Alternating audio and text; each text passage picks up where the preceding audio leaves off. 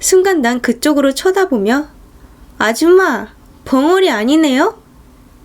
라고 말해버렸다. 뿅, 어서오세요. 지난번에 하던 그 레전드로 무서운 썰 이어서 읽어볼게요. 지난번에 아줌마가 신내림을 받고 왔어요. 그래서 이제 우리는 그것과 혹은 그것들과 싸울 준비가 되었죠. 그래서 나와 선월이 잠깐 밖에 나갔다가 지금 집에 들어왔어요. 집에 오니 아줌마는 어디론가 전화를 하고 있었어. 통화가 끝나고 우릴 불러 앉혀놓고 얘기를 시작했다. 우선은 내 얘기를 시작했다. 난 한 번 더 그것과 만나야 하는데 거기에서 얻은 결과로 구명의식의 날짜를 정할 거라고. 아줌마 의견으로는 그 장롱이 문제라고 했다. 요절에 죽은 이의 물건을 아무런 조치도 없이 가져오면 그 물건에 붙어있는 영가도 함께 따라오는데 아마도 우리 엄마가 큰 실수를 한 것 같다고. 그 장롱이 우리 엄마의 보험회사 동료의 동생이 죽은 장롱이었죠. 내 생각에도 엄마는 크리스찬이다 보니 미신 같은 거엔 콧방귀도 안 뀌었다. 당연히 조치 같은 건 안 봐도 비디오겠지.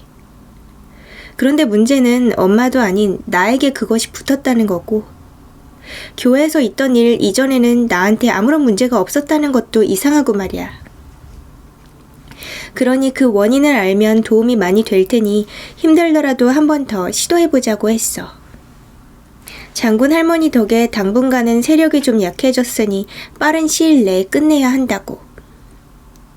나도 체력을 좀 키워놔야 그것과 싸우는 것도 앞으로의 의식에 버틸 수도 있을 거라고 했어. 그리곤 선월에게 몇 장의 부적을 건넸다. 내 방만 빼고 여기저기 부적을 붙였는데 그것이 여기저기로 돌아다니는 걸 막기 위함이라고. 가뜩이나 아줌마의 신령님이 그것 때문에 심기가 많이 불편한데 의식 치르기도 전에 그것과 싸움이 나서 그것이 꽁꽁 숨어버리기라도 하면 장기전이 될 것 같아서 붙이는 거라고 했다. 내가 아는 건 그것도 같이 알게 되는 거니 이를 몰래 처리해야 하지만 어차피 장군 할머니 덕에 빼도 박도 못하는 상황이 되어서 그 녀석은 약이 바짝 올라있을 테니 조만간 모습을 드러낼 거라고도 말했다. 어차피 난 들어도 잘 모르니 그냥 시키는 대로만 하면 되었고 그것과 만나야 하는 게 두렵고 떨렸지만 전처럼 나약한 마음은 들지 않았다. 내 주위엔 날 지켜주는 두 분, 아니 셋이 있으니까 말이다. 그 딸까지 포함한 거죠. 며칠이 지난 밤이었다. 갑자기 추워진 날씨 때문인지 감기 기운이 들어서 골골거렸더니 선월이 약을 주고 갔어. 잘채비를 하고 약을 먹고 잤는데 잠깐 잤을까. 너무 추워서 약 기운이 든 몽롱한 상태로 눈을 떴는데 내 머리맡에 그것이 있었다. 나를 바라보는 게 느껴졌는데 약 때문인지 몸에 힘이 안 들어가져서 일어나지 못했다. 그것이 머리를 쓰다듬는데 머리가 마구 울렸고 앙상한 손이 팔을 스치니 팔이 쪼개지는 것 같았다. 그렇게 온몸 구석구석을 터치하며 고통을 주는데 겨우 떨어지는 입으로 외쳤어. 난 네가 두렵지 않아. 어떻게든 네가 온 곳으로 돌아가게 만들 거야. 라고 악을 썼어. 그것이 조금씩 동요하는 게 느껴졌어.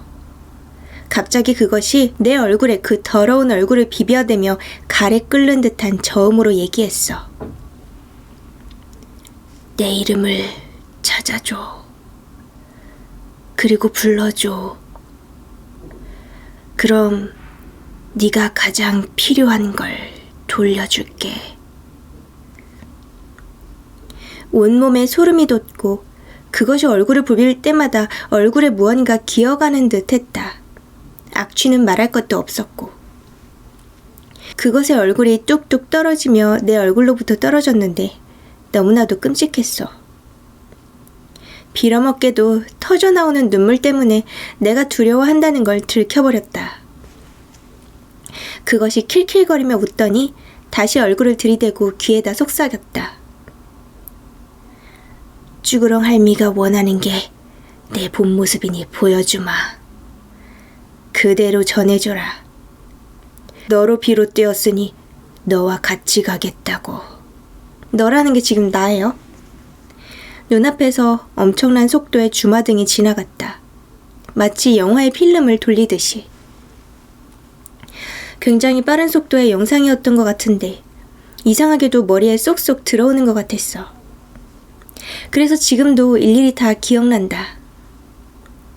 내가 본 건 슬라이드처럼 지나가는 무성 영화 같았는데 읽기 좋도록 풀어서 쓸게. 그곳에는 내가 있고 그것이 있고 또 다른 내가 있었다. 이상하게도 그것은 내 삶이 아니었는데 다른 사람의 삶인데도 마치 내가 겪은 일 마냥 머릿속에 박히더라.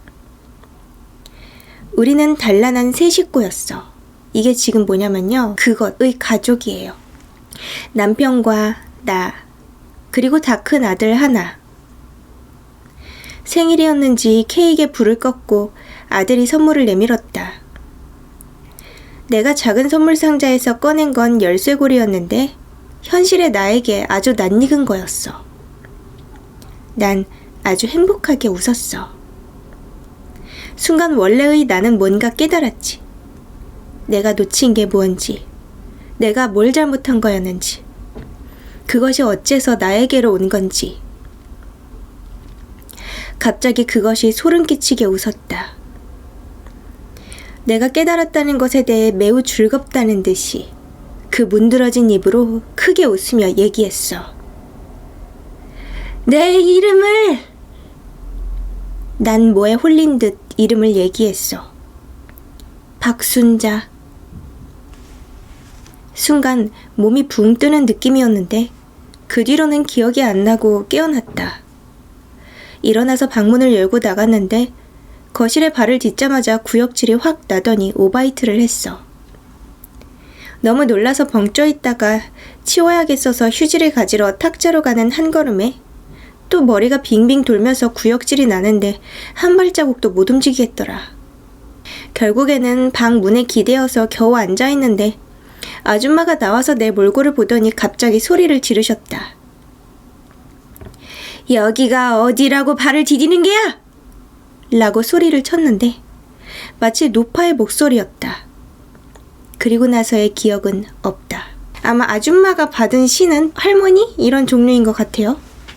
내가 눈을 떴을 땐 선월과 아줌마가 걱정스러운 얼굴로 보고 있었는데 일어나니 두통도 엄청 심했고 온몸이 다 아파서 마치 심하게 체한 것 같은 느낌이었는데 내 몸 상태는 안중에도 없다는 듯이 선월이 지난밤의 일을 다급하게 물었어. 어쨌든 난 그 일을 기억나는 선에서 얘기했는데 선월이 그 이름이 누구 이름이냐고 묻길래 사실 그 이름의 주인공은 모르겠지만 꿈에서 나온 그 여자의 이름 같다고. 그것이 나보고 이름을 부르라길래 너무 자연스럽게 부르게 되었다고 하니까 선월은 정색을 했고 아줌마는 한숨을 푹 쉬었어. 내가 뭔가 큰 실수를 한 걸까 생각했는데 그럼 그 열쇠고리는 무언지 묻길래 있었던 일을 얘기했지. 그 물건이 열쇠고리예요? 매개 물건. 나는 엄마가 집을 나간 후로 남겨진 엄마의 옷가지의 채취로 엄마를 대신했어. 아직까지 냄새가 남아있었거든. 그러다 그 모습을 아빠한테 들켰는데 집 나간 엄마를 욕하면서 주정 부리길래 너무 화가 나서 엄마가 나간 건 다 아빠가 남긴 빚 때문이라고 하면서 대들었다가 기절할 때까지 벨트로 맞았어. 맞다가 일어나길 반복했는데 다 불태우겠다고 난리를 치더니 옷을 다 가지고 나가버리더라. 장롱에 남은 건 옷걸이 뿐이었어. 화나서 서럽게 울다가 혹시라도 남은 게 있을까 싶어 여기저기 뒤지던 중에 장롱의 맨 밑에 있는 작은 서랍장 안에 검은색 벨벳 원단으로 돌돌 말린 작은 것을 발견했는데 그걸 열어보니 열쇠고리가 있었고 꿈에서 본 그 물건이었다. 달걀 모양의 공에 작은 보석 알갱이들이 색색으로 박혀있는 장신구였는데 난 그게 남의 것이라기보다는 당연히 엄마의 것일 거라고 생각했고 매일 가지고 다녔다. 집에 놔두면 아빠가 또 버릴 것 같고 예쁘길래 마음에 들어서 지갑에 매달고 다녔는데 지갑을 안 가지고 다니는 날이 많아서 열쇠에 같이 매달아서 벨트꼬리에 메고 다녔거든. 그리고 교회 안채에서 깨어난 후로 학교를 갔을 때 장신구만 쏙 빠진 채 고리만 달랑거리고 있길래 기억을 더듬어 보니 그것을 보기 전 무언가 떨어지는 소리가 났던 게 기억이 나서 교회에 며칠 머무는 동안 이리저리 물어보고 찾아다녔는데 사무실에서 일하는 청년부 언니가 지하실에서 장신구를 보았고 그게 다 깨져버려서 쓰레기통에 버렸다고 하길래 처음에는 나도 엄마라도 잃은 것처럼 슬퍼했다가 장신구 같은 거에 큰 의미 부여해서 가뜩이나 피곤한 삶을 스스로 더 힘들게 만들지 말자 싶어 그동안 잊고 있었다. 그런데 그 물건이 꿈에 나온 걸 보니 엄마의 물건이 아닌 것 같다고 쭉 이야기했더니 아줌마가 혀를 끌끌 차며 이제 알겠다고 얘기했다. 그 장신구의 주인이 그 꿈속의 여자, 즉 박순자의 것이고 아마도 장롱의 원 주인인 요절한 그 여자이자 그것인 것 같다고 이야기했어.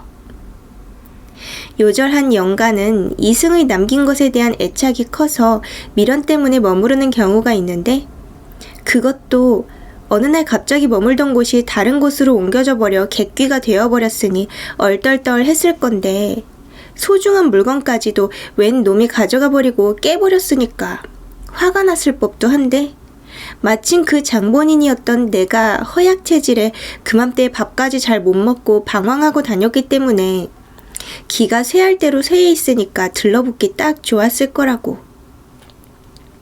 그 말을 듣고 보니 그럴만도 하겠다 싶었어. 가만히 듣던 선월이 한마디 거들었다. 이름을 짓거나 불러준다는 건 그것의 존재를 인정하는 일이라고. 그러면 단순히 붙어있는 게 아니라 그것과 앞으로도 함께 하겠다는 의사표시이기 때문에 내 몸이 그것에 씌이는 걸 완전히 허락하는 일이 되어버린 거라서 일이 아주 어렵게 됐다고 했다. 무당이 할 수 있는 구명의식은 퇴마굿 같은 거라 고명한 스님들이 하는 것과는 다르다고 했어. 아무튼 할 수 있는 거는 일단 영가를 불러내서 원하는 걸 해주고 좋은 곳으로 가기를 구슬리든지 자꾸 버티고 못살게 굴면 신령님들의 힘을 빌어서 강제로 내보내는 수밖에 없는데 후자 같은 경우에는 내가 입는 데미지도 크고 쫓아냈다 싶다가도 잠깐 피해 있다가 다시 와서 더 악랄하게 괴롭힐 수도 있으니까 되도록이면 전자 쪽 달래는 방향으로 해야 한다고 했다. 근데 이것이 하는 짓거리를 보니까 그냥 통째로 날 먹겠다는 심보라서 만에 하나라도 수가 틀리면 강제로 쫓아내야 되니 마음의 준비는 하고 있어야 될 거라고. 얘기가 끝나고 목이 말라 거실로 다시 나가려는데 아까 같은 상황이 또 생겼다.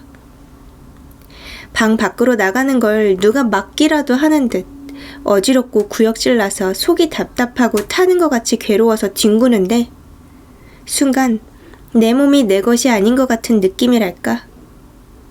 말로 설명하기가 좀 힘든데 오감이 다 닫혀있는 것처럼 눈도 귀도 느낄 수 있는 감각이 전부 전원을 끈 것처럼 내가 내 몸에서 갇혀버린 듯 했다.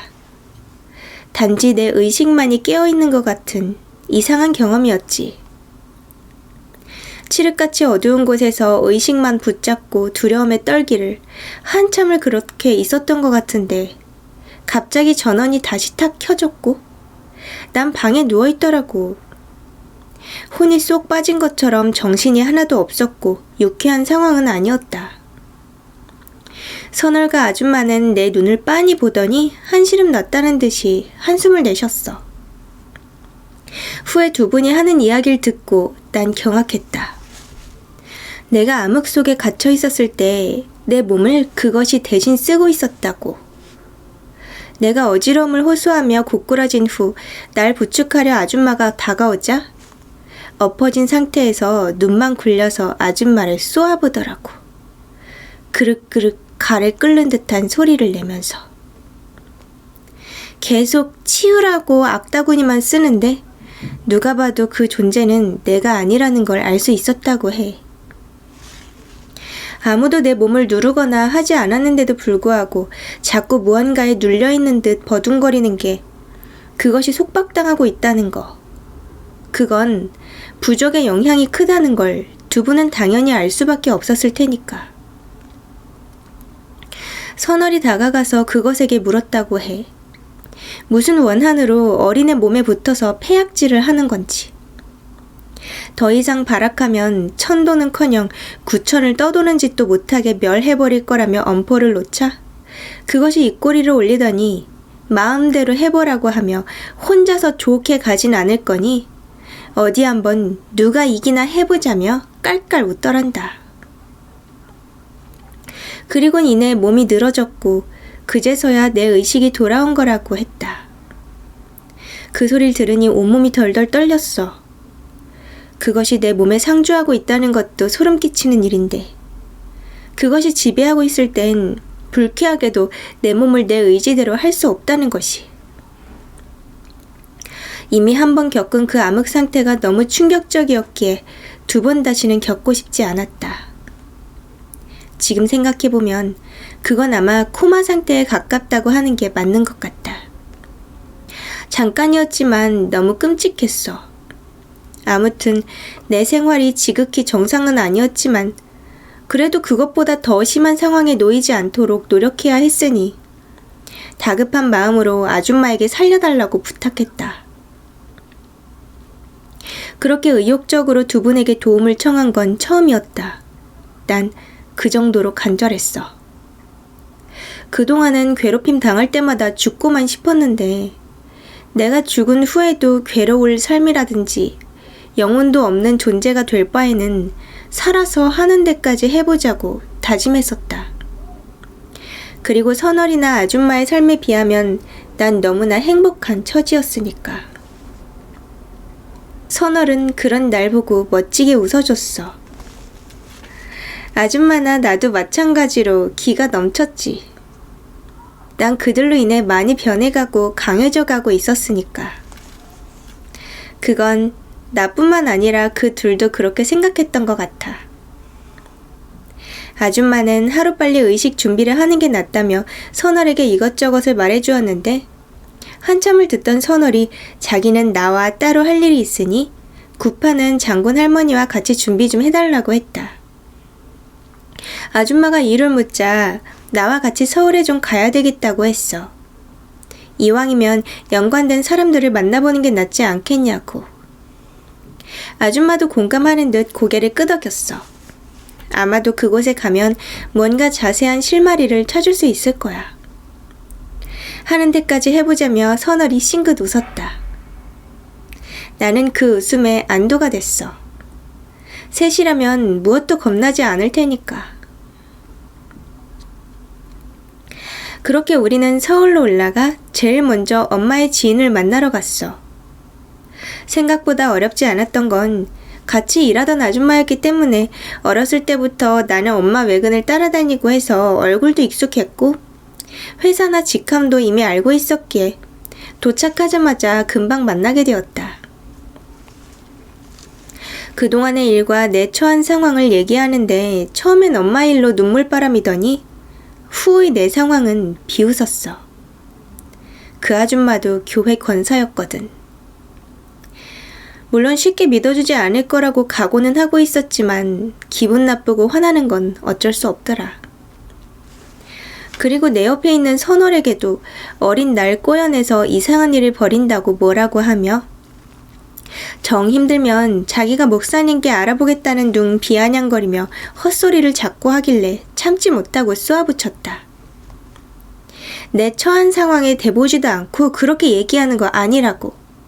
그리고 나한테 붙어있는 그것 분명히 당신 아줌마 동생일 거라고. 꺼내줄 테니 얘기 좀 해볼라냐며 당신 동생 이름 박순자, 아들 하나, 남편, 세 식구 아니냐면서 소리를 지르니까 어안이 벙벙한 얼굴로 한참을 쳐다봤다.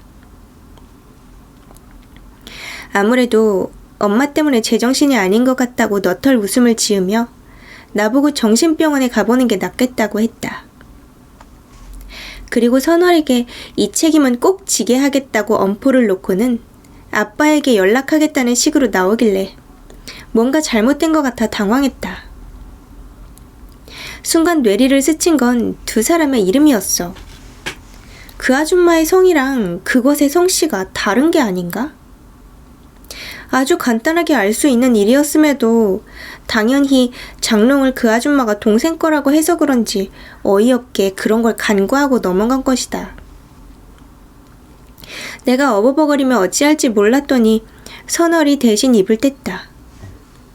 믿든 안 믿든 이 아이가 위험에 처한 건 사실이고 우리는 그걸 막으려고 노력하는 것 뿐이니 도움이 될 게 아니라면 그걸 막지만은 말아달라고 말했다. 아줌마는 그래도 요지부동으로 아버지를 찾니 경찰에 신고하니 하며 말이 안 통하길래 난 어쩔 수 없이 아빠의 끔찍한 체벌이나 상식 밖의 행동, 자식은 짐덩어리로 생각하는 부성의 제로의 모습을 비참하게도 얘기할 수밖에 없었다. 한참 이야기를 들은 아줌마도 말이 없었고 선월은 숨소리조차 내지 않았다. 어차피 이젠 나 혼자의 몸이고 이제 와서 부모를 원망할 마음도 없으니 나에게 벌어진 일 정도는 내 스스로 처리해 나가고 싶다고 했어. 아빠도 친가도 내겐 전혀 도움되지 않으니까 그냥 없었던 일로 해달라고 했다. 오늘의 무례는 용서해달라고 사과하고는 그 자리를 일어났다. 꼭 이런 곳 주인공들은 자기 할 말 되게 잘하죠. 똑부러지게. 아줌마는 어디로 갈 거냐고 묻길래 대구에 있는 아줌마 댁으로 간다고 하곤 지금 두 아줌마는 다른 아줌마죠? 선월의 전화번호를 적어주며 때로는 무관심이 도움될 수도 있는 거라면서 내가 아줌마를 원망할 일은 안 하시길 바란다고 꾸벅 인사하고 나왔다. 그녀는 어린애가 너무 당돌해서인지 기도 안 찬다는 표정으로 내 모습을 지켜볼 뿐이었다. 우리는 그곳을 떠나 그 전에 내가 살던 반지 앞방으로 갔다. 이미 다른 사람들이 들어와 살고 있었고 집 살림 하나 없이 이사 갔다는 얘기만 들어서 장롱의 행방은 영원히 알 수도 없게 되었다. 우리는 아무런 수확도 없이 돌아와야 했고 그 이야기를 들은 아줌마는 강경책으로 가자며 준비되는 대로 식을 하자고 했다. 어차피 내가 매개니까 굿 장소는 상관없다고 했어. 한 가닥 잡고 있던 실마리마저 없어져서 괜히 의욕이 떨어지고 침울했다. 역시 하늘은 내 편이 아닌가 보다며 한숨을 내쉬었다. 난 아무 도움이 못 되었기 때문에 뭘 도와주고 할 처지가 아니라서 자세히 알 수는 없지만 굿 준비가 쉬운 일은 아니었던 것 같았다. 시골에 계신 장군 할머니의 스케줄을 맞춰야 했고 이것저것 준비할 게 많아서 바쁜 와중에도 나는 자주 헛소리를 하고 기절하고 몇 번씩이나 그 끔찍한 경험을 했어야 했다. 그러던 어느 날 선월이 손님이 올 거라고 했어. 그때 만났던 아줌마의 지인이라 했고 마침 이쪽으로 출장 올 일이 있어서 나와 만나고 싶다고 얘기했다더라고. 아마도 그 장롱에 관한 일인 듯 했는데 그걸 미끼로 삼아 아빠가 올 수 있는 가능성도 있었지.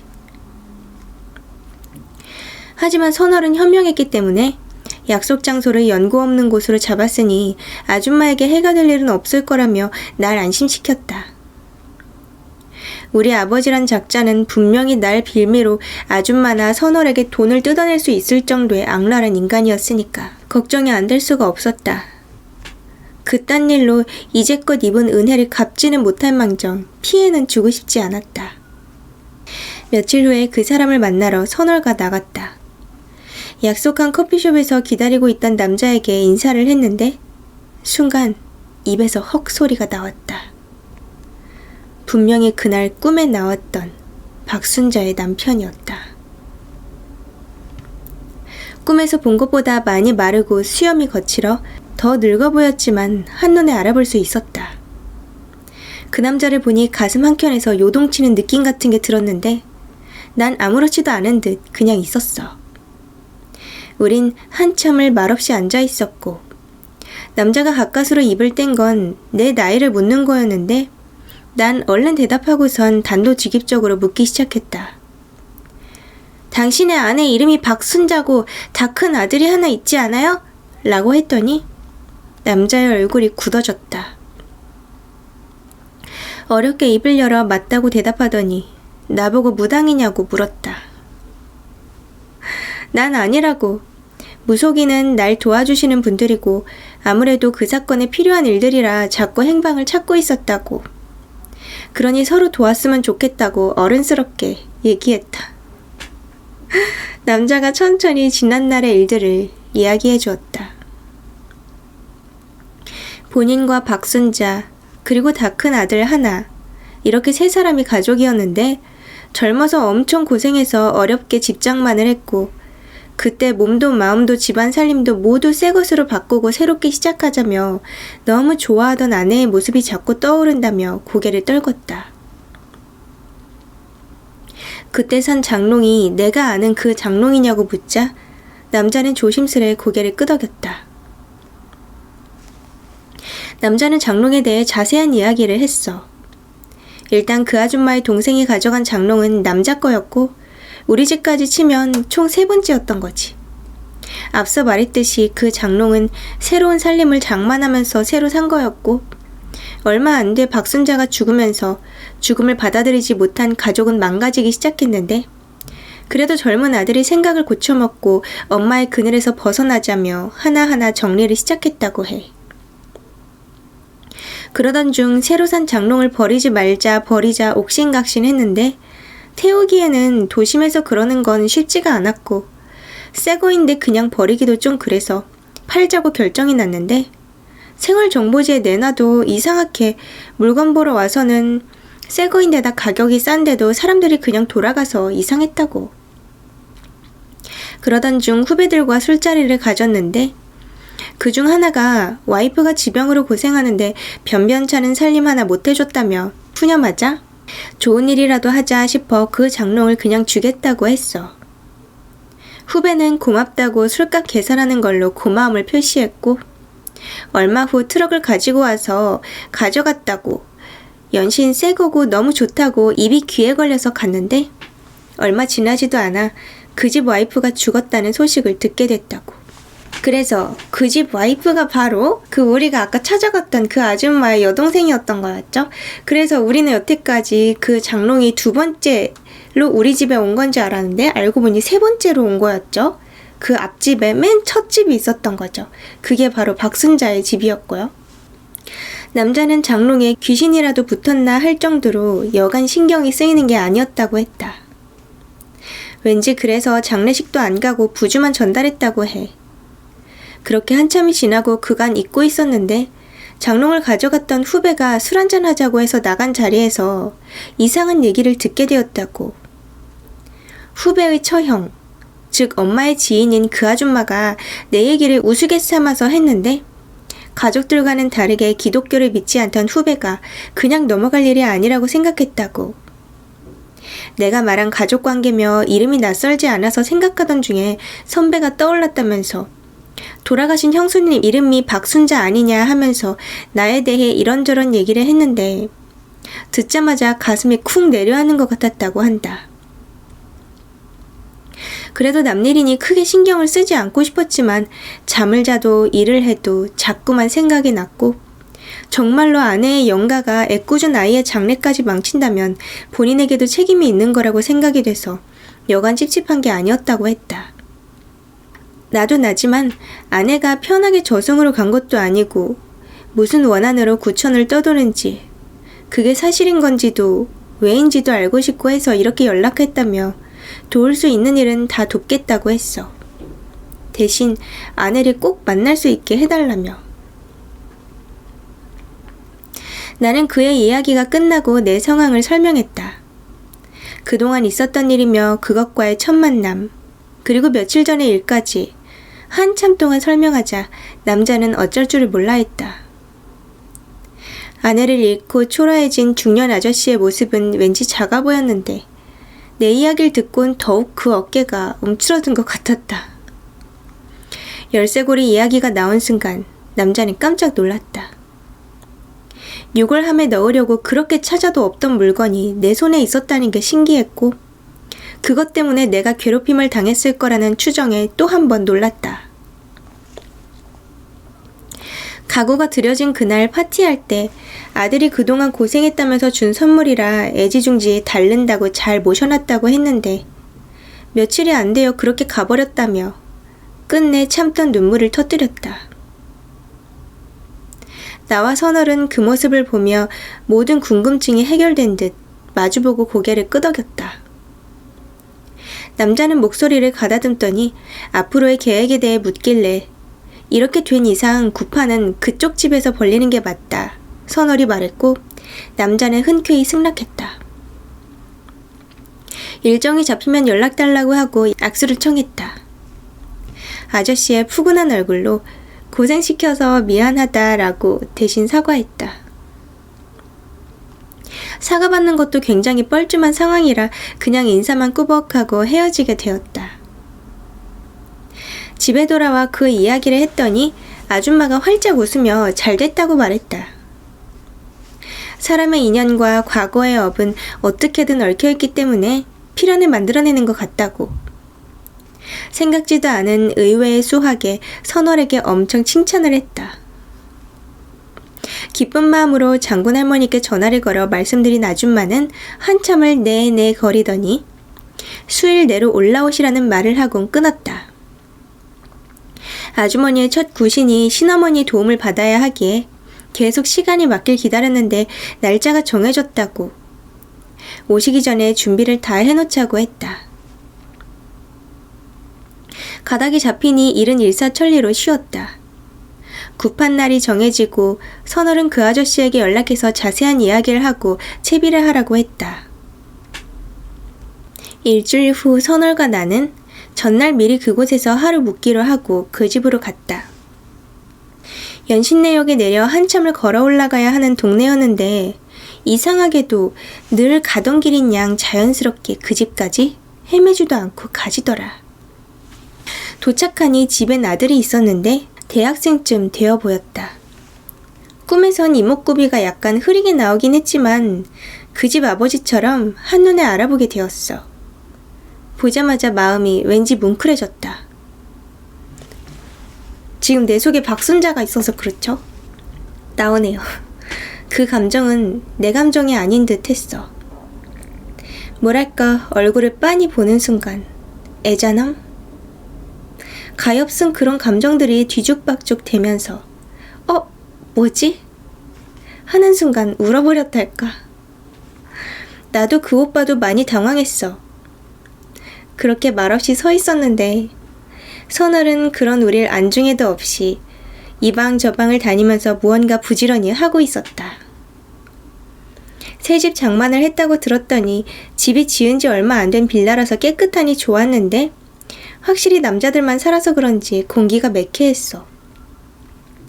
근데 그 매캐함은 단순히 호라비 냄새로 다가 아니었나 보더라. 선월은 특유의 매서운 눈초리로 이곳저곳을 응시했는데 그때마다 어깨와 목이 들썩거리며 이상한 행동을 했다. 그런 모습에 기분 나빴는지 그 집 아들이 내 어깨를 툭 치며 선월이 뭐 하는 사람이냐고 묻길래 무속인이라고 했더니 인상을 살짝 찌푸리면서 그럼 저 행동은 또 뭐냐고 물었다. 나도 잘은 모르겠지만 뭔가 좋지 않은 것이 있어 그런 것 같다고 했더니 콧방귀를 끼며 나지막히 비웃었다. 그런 상황이 불쾌할 거라는 거 이해는 가지만 지금 이게 누구 때문인데 하고 울컥했다. 물론 그 오빠의 잘못은 아니지만 속으로는 너희 엄마 때문인데 라고 계속 소리 지르고 있었어. 잠시 후 선월이 하던 일을 멈추고 돌아왔다. 내가 왜 그러냐고 묻자 대답도 않고 서 있더니 아저씨가 오면 이야기를 좀 나눠봐야겠다고 했어. 난 뭔가 불쾌한 게 있구나 하는 생각이 들었는데 안방에 짐을 놓으려고 들어가자마자 등골이 서늘한 게 느껴졌다. 말이 안방이지 작은 TV 하나, 어수선한 패턴의 싱글 침대 하나가 다였는데 그래서 그런지 더 삭막하고 기분이 좀 그랬다. 방을 둘러보고 나가려는데 내 몸이 사시나무 떨리듯 떨렸어. 무슨 영문인지도 모른 채 겁에 질렸는데 머릿속에선 계속 도망가야 된다 라는 단어 같은 게 머리를 휘저는 것 같았는데 너무 혼란스러웠어. 순간 내 의지와 상관없이 몸이 꼿꼿해지더니 누가 내 머리를 세게 치는 듯한 느낌을 마지막으로 정신을 잃었다. 이번엔 내 의식조차도 없었는데 깨어나 보니 선월이 내 다리를 주무르고 있었고 그 아저씨도 와 있었다. 아저씨의 아들인 그 오빠는 내가 눈을 마주치자마자 내 눈을 피하더니 방으로 들어가 버렸고 아저씨도 선월도 썩 좋은 얼굴은 아니었다. 난 직감적으로 그것이 또 나와서 난리를 쳤겠구나 했는데 한 가지 의아한 건 그것은 지네 집인데도 해괴한 짓을 하나 싶고 이해가 안 갔다. 선월에게 무슨 일이냐고 묻자 아저씨가 대신 입을 열었는데 선월은 됐다며 아저씨 말을 가로막고는 나에게 그저 쉬라고 하고선 두 분이서 할 얘기가 있는지 같이 밖으로 나가더라. 기분이 더러운 건 난데 그 기분 나쁜 눈초리를 하던 그 오빠가 굉장히 불쾌했다. 화장실에 가고 싶어서 방에서 나갔어. 내가 화장실 문을 열 때쯤 기다렸다는 듯 오빠 방의 문이 열렸고 눈이 마주쳤다. 굉장히 경계하는 기분 나쁜 눈초리에 심기가 불편해졌지만 괜한 분란을 일으키긴 싫어서 그냥 무시하고 넘어갔어. 볼일을 보고 나오는데 계속 기다리고 있었는지 나를 불러 세웠다. 왜 그러냐고 묻자 다짜고짜 정체가 뭐냐고 물었어. 정체가 뭐겠냐고 사람이지 하며 피식 웃고 지나가려는데 내 뒤통수에 대고 막말을 하더라고. 자기 엄마 팔아서 등을 쳐먹는다나 뭐라나. 그거 말고도 뭔가 주절주절 말을 많이 했는데 기억이 잘 안 나네. 순간 욱하는 마음에 나도 내가 사기꾼이었으면 차라리 좋겠다 하며 화를 냈어. 네가 1분이라도 내 몸에 들어와 있어봤으면 그딴 말 못할 거라고. 나도 같이 쏘아붙이며 해서는 안 될 말들을 했어. 어차피 네 애미도 곧 있으면 이승에서 못 볼 텐데 지금 실컷 봐둬 라며 악다구니를 쓰니까 뺨이 철썩하더니 불이 붙었어. 난 오빠를 노려봤고 그 오빠도 날 노려본 채로 한참을 서 있었다. 소란에 아저씨와 선월이 밖에서 얘기 나누다가 돌아왔고 우리 둘의 상황을 보더니 선월이 한숨을 내쉬었다. 말리는 아저씨를 밀어붙이며 오빠가 말했다. 저 사기꾼들이 우리 처지를 이용해서 돈이나 뜯어낼 심산일 거라고 왜 바보같이 당하고만 있냐고. 막말을 하니까 아저씨가 오빠의 뺨을 후려쳤어. 버릇없이 구는 것도 정도껏 하라며. 선월과 나에게 사과하라고 하니까 방문을 확 닫고 들어가 버리더라. 나와 선월은 뻘쭘하게 서 있었고 아저씨가 대신 굽신굽신 사과하고 오빠의 방으로 들어가는데 고성이 오가며 싸우는 소리가 들리더라. 얼핏 들은 내용으로는 내가 아까 기억을 잃었을 때의 일을 얘기하는 것 같았는데 엄마가 아니잖아! 엄마가 아니잖아! 이런 얘기였어. 나는 어리둥절한 표정으로 서 있었고 선월은 마른 침만 삼킬 뿐이었지.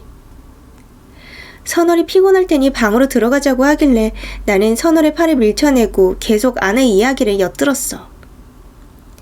내가 기억을 잃었을 때 내 몸에 들어와 있던 게 박순자가 아니라는 내용. 그리고 남자의 목소리. 나는 선월을 말없이 쳐다보았어. 선월은 난감하다는 듯 머리를 쓸어 올렸는데 내가 이 이야기가 뭐냐고 묻자 내일 아줌마 일행이 오면 얘기하자고 얘기가 길다고 했어. 지금 당장 얘기하라고 화를 냈더니 내일이면 다 알게 될 테니까 하루만 참아보라며 방으로 들어가 버렸어. 선월이 내 이부자리와 자기 이부자리를 펴더니 먼저 누워서 자버리더라. 얘기 안 해주려고 수쓰는 것 같아 이를 박박 갈고 내일 일어나서 보자 하고 잠에 들었다. 다음날 오전 일찍 우리는 아줌마 일행을 마중 나갔다.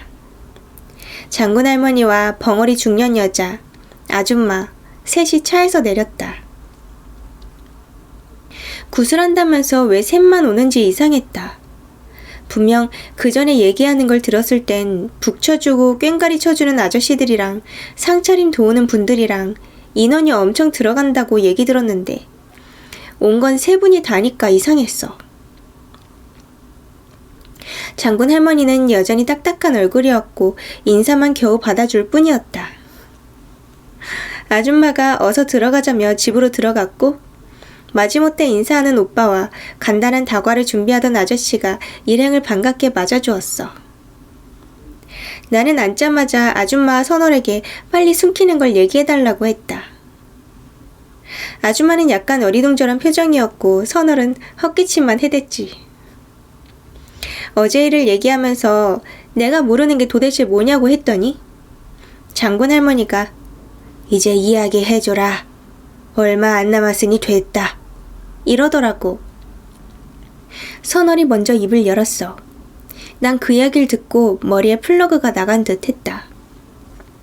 그 이야기인 즉슨 내 몸에는 박순자와 이름 모를 남자 영가 둘이 있는데 나만 빼고 모두 알고 있었더라고.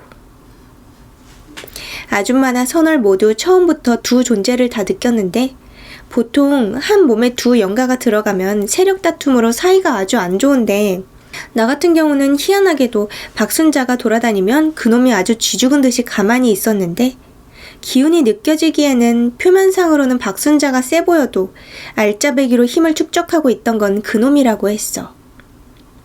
마치 박순자를 조종하면서 나쁜 건 박순자한테 다 시키고 자기 혼자 실속을 차리는 듯한, 마치 자기는 눈에 띄면 큰일이라도 나는 듯이 아줌마와 선월이 오면 멀리 피해 있다가 뭔가 불리해질라 치면 박순자를 방패 삼아 나오고 그랬다며 아마도 내가 제일 처음으로 조우했던 게 그놈이었고 계속 그놈에게 괴롭힘을 당하고 있다가 이 집에 와서는 눈에 띄게 박순자가 돌아다닌 거라고 얘기했어. 결론은 내 몸속에는 박순자 혼자가 아니라 그놈이랑 두 마리가 같이 있다는 거잖냐고 하니 맞다고 했어. 이제껏 얘기를 안 한 건 그놈이 설치고 다닐 만큼이 되어야 떼어내기도 쉽다고. 일부러 서울까지 와서 그놈을 끄집어낸 거라고. 내가 이 집에서 정신을 잃었을 때 그놈이 이곳에서 완전히 정체를 드러낸 데에는 무언가 이유가 있을 거라고 했어. 우리에겐 박순자에 대한 실마리 뿐이었고 그놈에 대해서는 아무런 단서가 없었으니까 이제부터 찾아야 한다고 했지.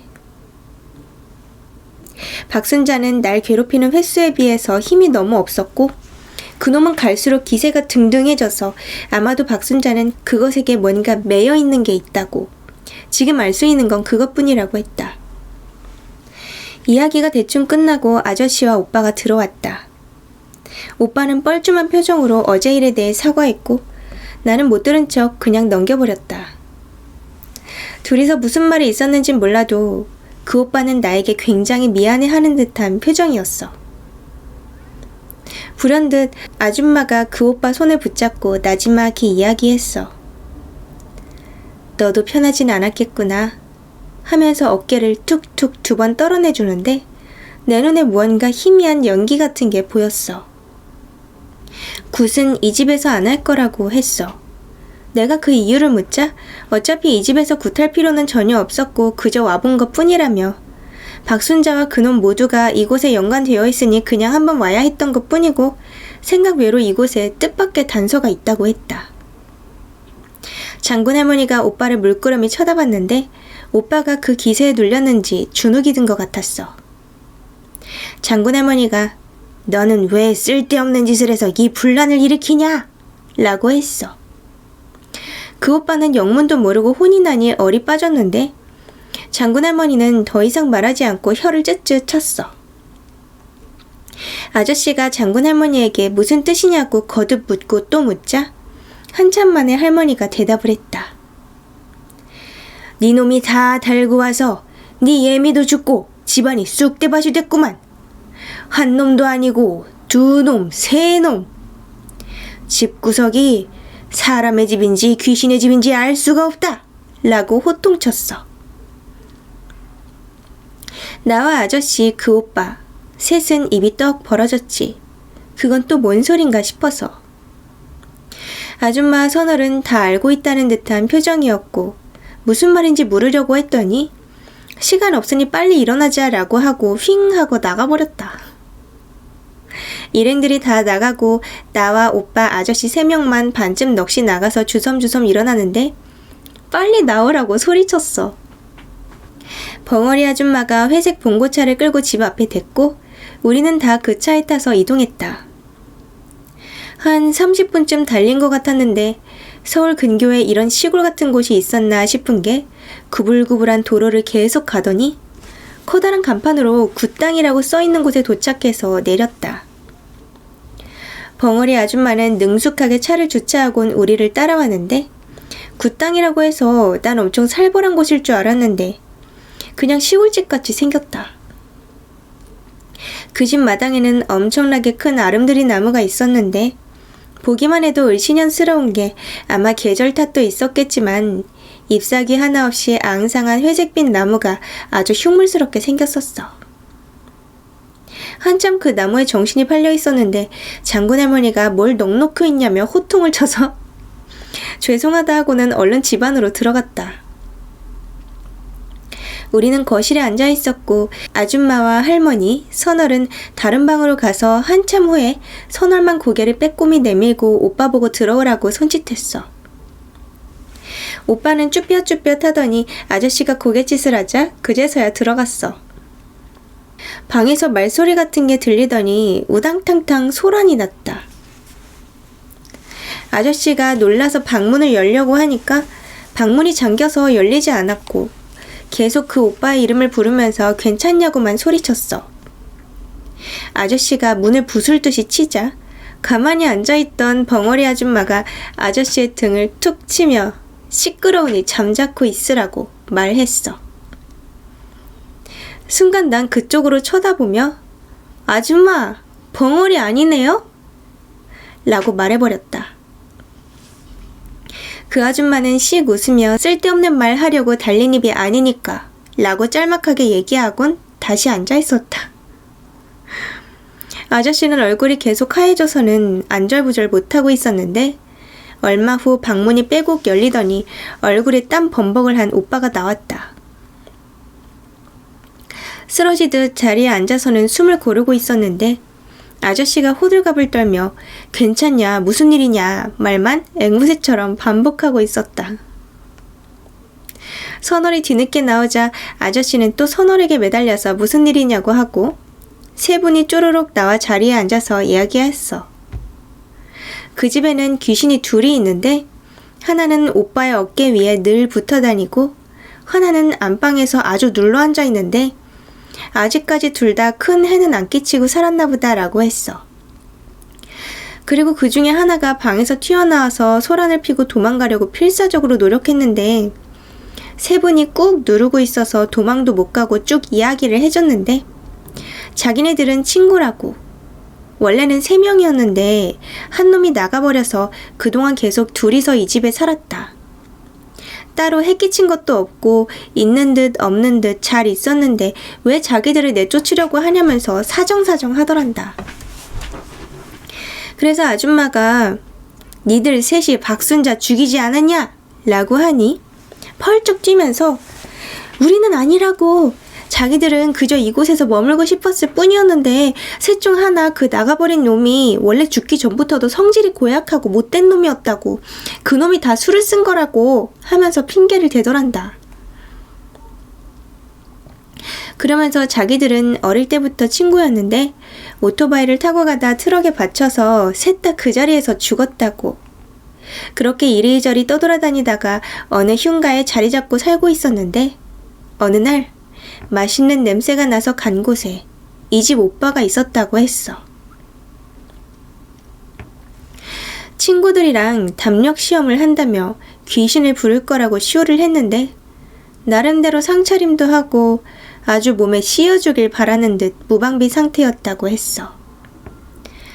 그래서 셋은 개걸스럽게 음식을 먹어치우고 술에 취해 해롱거리는 오빠 몸에 셋이 다 같이 꾸물꾸물 들어가서 따라왔다고.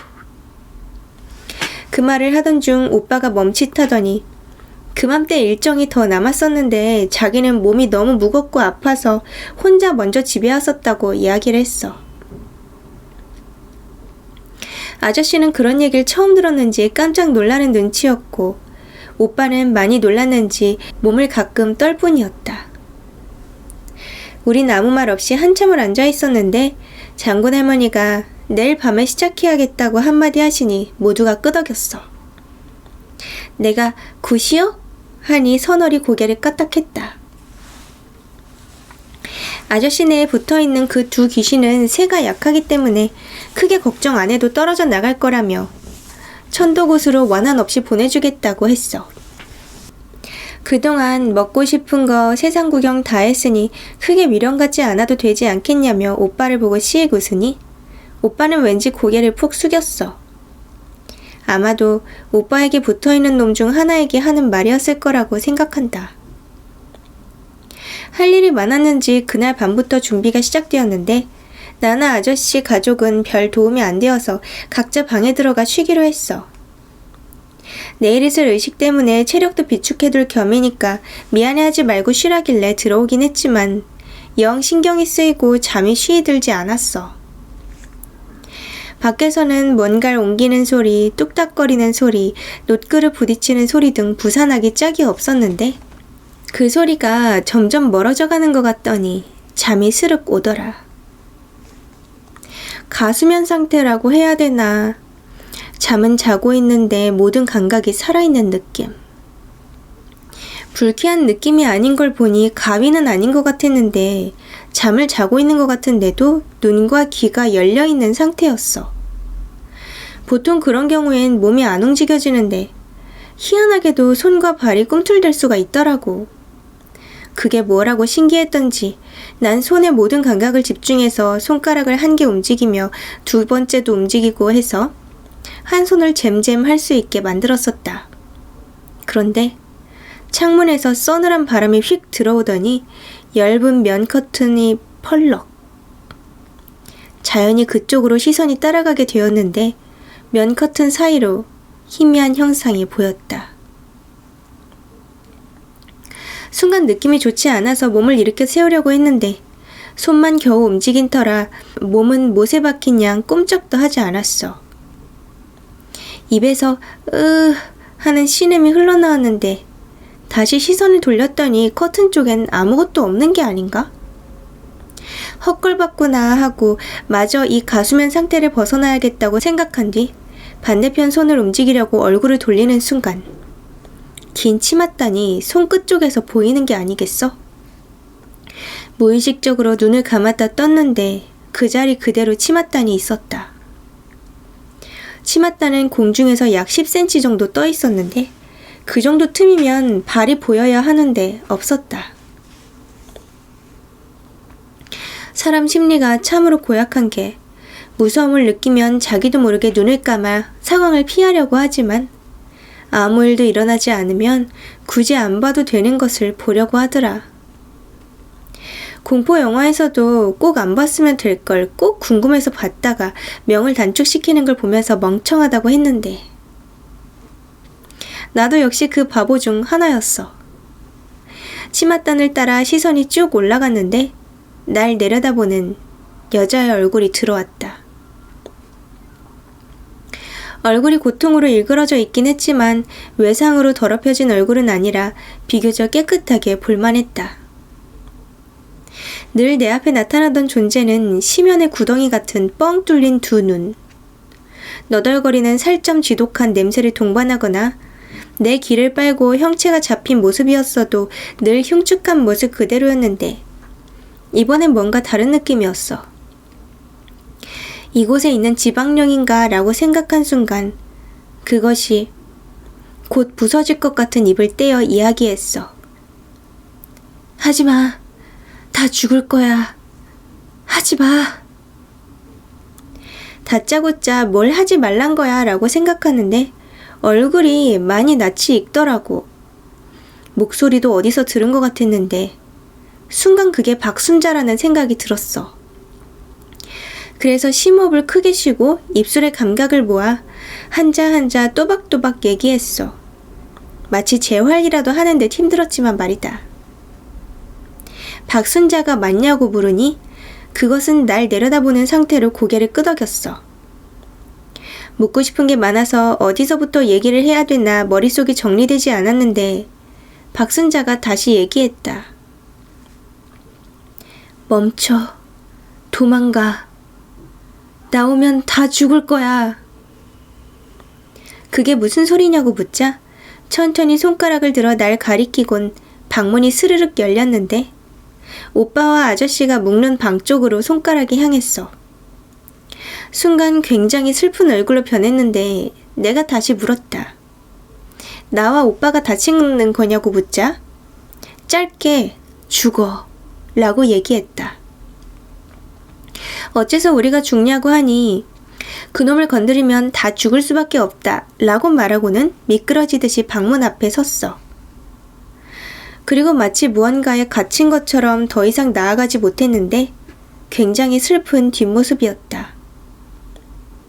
날 괴롭혔던 그 미움은 다 어디로 가고 내가 그리워했던 엄마의 모습과 오버랩되면서 동정심이 샘솟았는데 순간 몸이 탁 풀리는 느낌이 들더니 온몸이 속박으로부터 자유로워졌어. 몸을 일으켰는데 몸이 굉장히 가벼운 느낌이라 날아갈 것 같았는데 그녀 뒤로 서 있는 내 발끝이 사뿐해서 신기해서 이리저리 몸을 둘러본 순간 난 충격을 먹었다. 내가 원래 있던 자리에 그대로 누워 있었으니까. 당황한 나는 그게 유체이탈이라는 걸 알았지만 다시 들어가는 방법을 몰라서 어쩔 줄 몰라 하고 있는데 순간 내 몸으로 박순자가 빨려 들어갔다. 뒤통수를 세게 맞은 느낌으로 당했다 하고 느끼는 순간 누워있던 내 눈이 번쩍 떠지더니 일어나는 게 아닌가? 내 몸을 돌려달라고 소리쳤지만 전혀 개의치도 않는 듯 무표정으로 일어나 자연스레 방문을 나갔다. 난 쫓아가고 싶었지만 박순자처럼 무언가 막고 있는 것처럼 몸이 움직여지지 않았어. 내 몸을 뺏겼다는 게 충격이었지만 내 영혼이 이 방에 갇혀있다는 것도 미칠 것 같았다. 머릿속엔 난 이제 어찌 되는 건가? 선월은 날 알아보겠지? 유령인 날 알아봐 주겠지? 하며 별 생각을 다 하고 있었는데 아저씨네 방문이 삐걱 열렸어. 이상하게도 마당 쪽에 사람들이 있어서 불빛이 있을 건데 매우 컴컴했고 어스름한 달빛만 들어올 뿐이었다. 심지어는 아무 소리도 들리지 않았거든. 그 부산한 소리는커녕 벌레 소리도 들리지 않았으니까. 방에 들어간 내 몸, 그러니까 박순자는 한참을 누워있는 오빠와 아저씨를 물끄러미 바라봤어. 그리고는 천천히 몸을 바닥으로 내리더니 오빠의 머리를 쓰다듬는 게 보였다. 한참을 어루만지고 훌쩍훌쩍 우는 것 같더니 아저씨 쪽으로 가서 손을 부여잡는 것 같았어. 이윽고 고개를 떨구더니 펑펑 우는 게 아니겠어? 그 정도로 우는데 두 사람이 깨지 않는 것도 이상하긴 했지만 순간이라도 내 몸을 빼앗긴 걸 잊을 정도였어. 그 오열은 내 평생 두 번 다시 못 볼 보고 있는 나까지 자연스레 눈물이 떨어질 것 같은 그 정도의 깊은 슬픔이었다. 그 울음소리는 내 몸에서 나왔지만 내 것이 아니었어. 그러더니 두 사람의 이부자리를 매만져주고 다시 방으로 돌아왔다. 그리고 나에게 고맙다는 듯 눈인사를 하고는 내 몸에서 빠져나왔고 나는 자연스럽게 내 몸으로 빨려 들어가는 느낌이 났어. 그리고 눈을 떴는데 꿈인지 현재인지 분간이 안 가서 방문에 박차고 나갔는데 바깥은 아까처럼 부산함 그 자체였다. 안도의 한숨을 쉬고 꿈이었구나 하고 있는데 입에서 짠맛이 났어. 거울을 보니 눈과 입이 엄청 흉하게 퉁퉁 부어 있었는데 진짜 내 몸으로 박순자가 울었던 건가 싶었다. 그게 진짜였다면 꿈이 아니었다면 난 그렇게 몸을 빼앗길 수도 있는 건가 하는 생각에 온몸에 소름이 돋았다. 난 신발을 신고 마당으로 달려나갔다.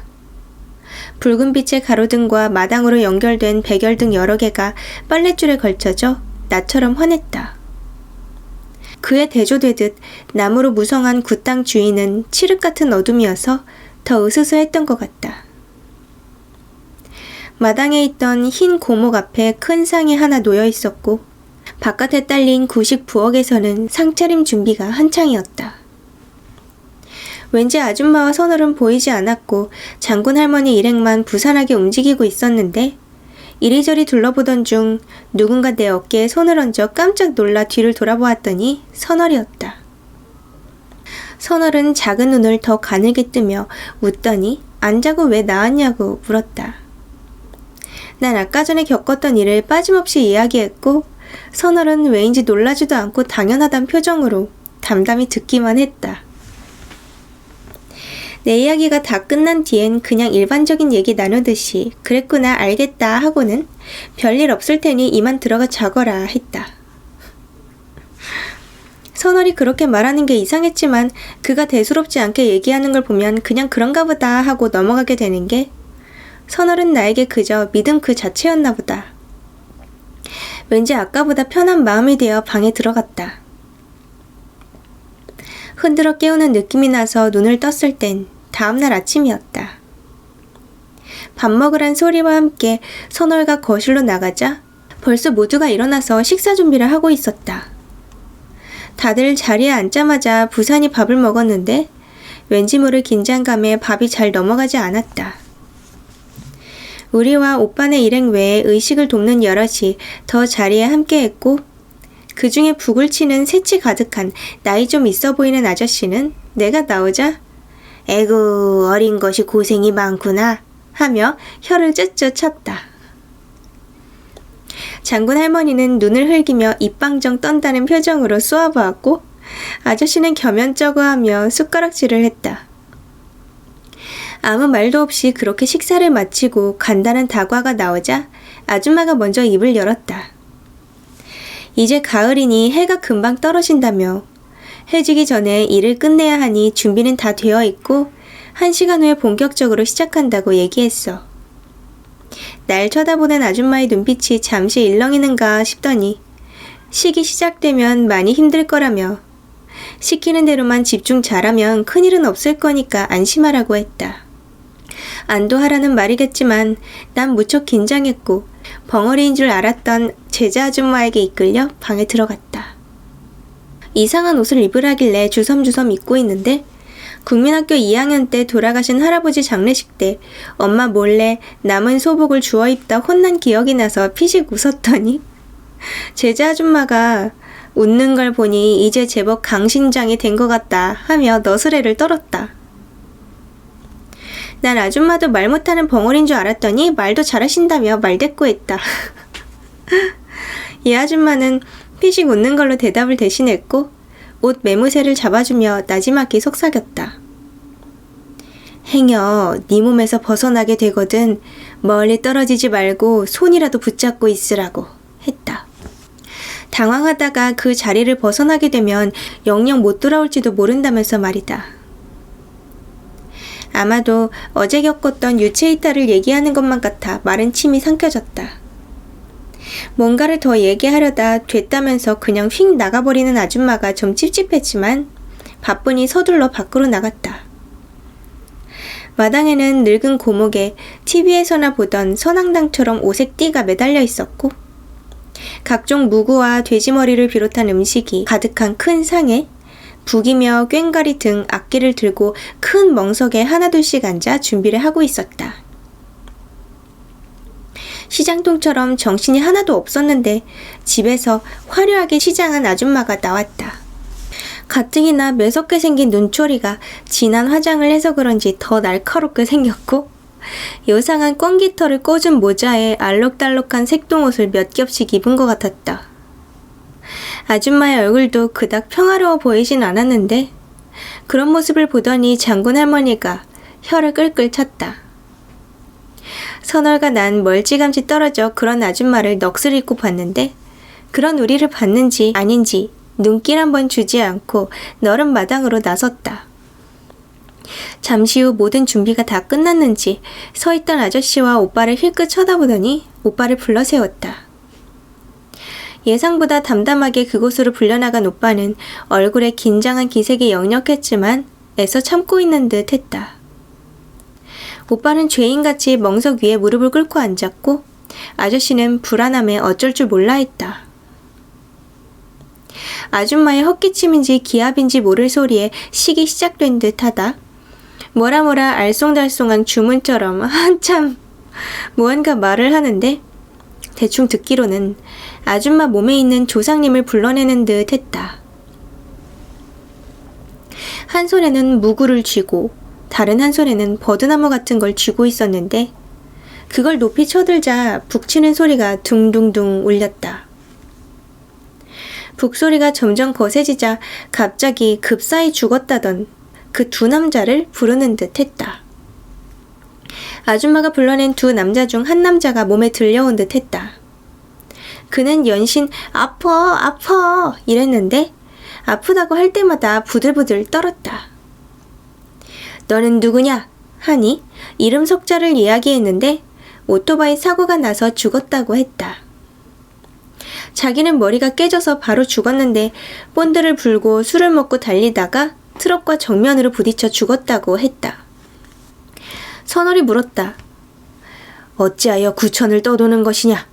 본디 있어야 할 곳으로 가야 할 것이 아니냐? 하니 처음에 붙어온 오빠한테서 장난이나 좀 치고 가려고 했는데 젊은 놈 몸 안에 있다 보니 너무 재미있어서 그대로 눌러앉기로 했단다. 학교도 가고 살아생전 좋아하던 술도 먹고 너무 재밌었다고.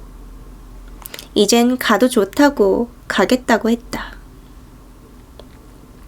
그리고는 아줌마 몸에서 나갔는지 부르르 떠는 사이 북소리가 몇 번인가 둥둥거렸고 이내 하나가 더 들어온 듯 했다.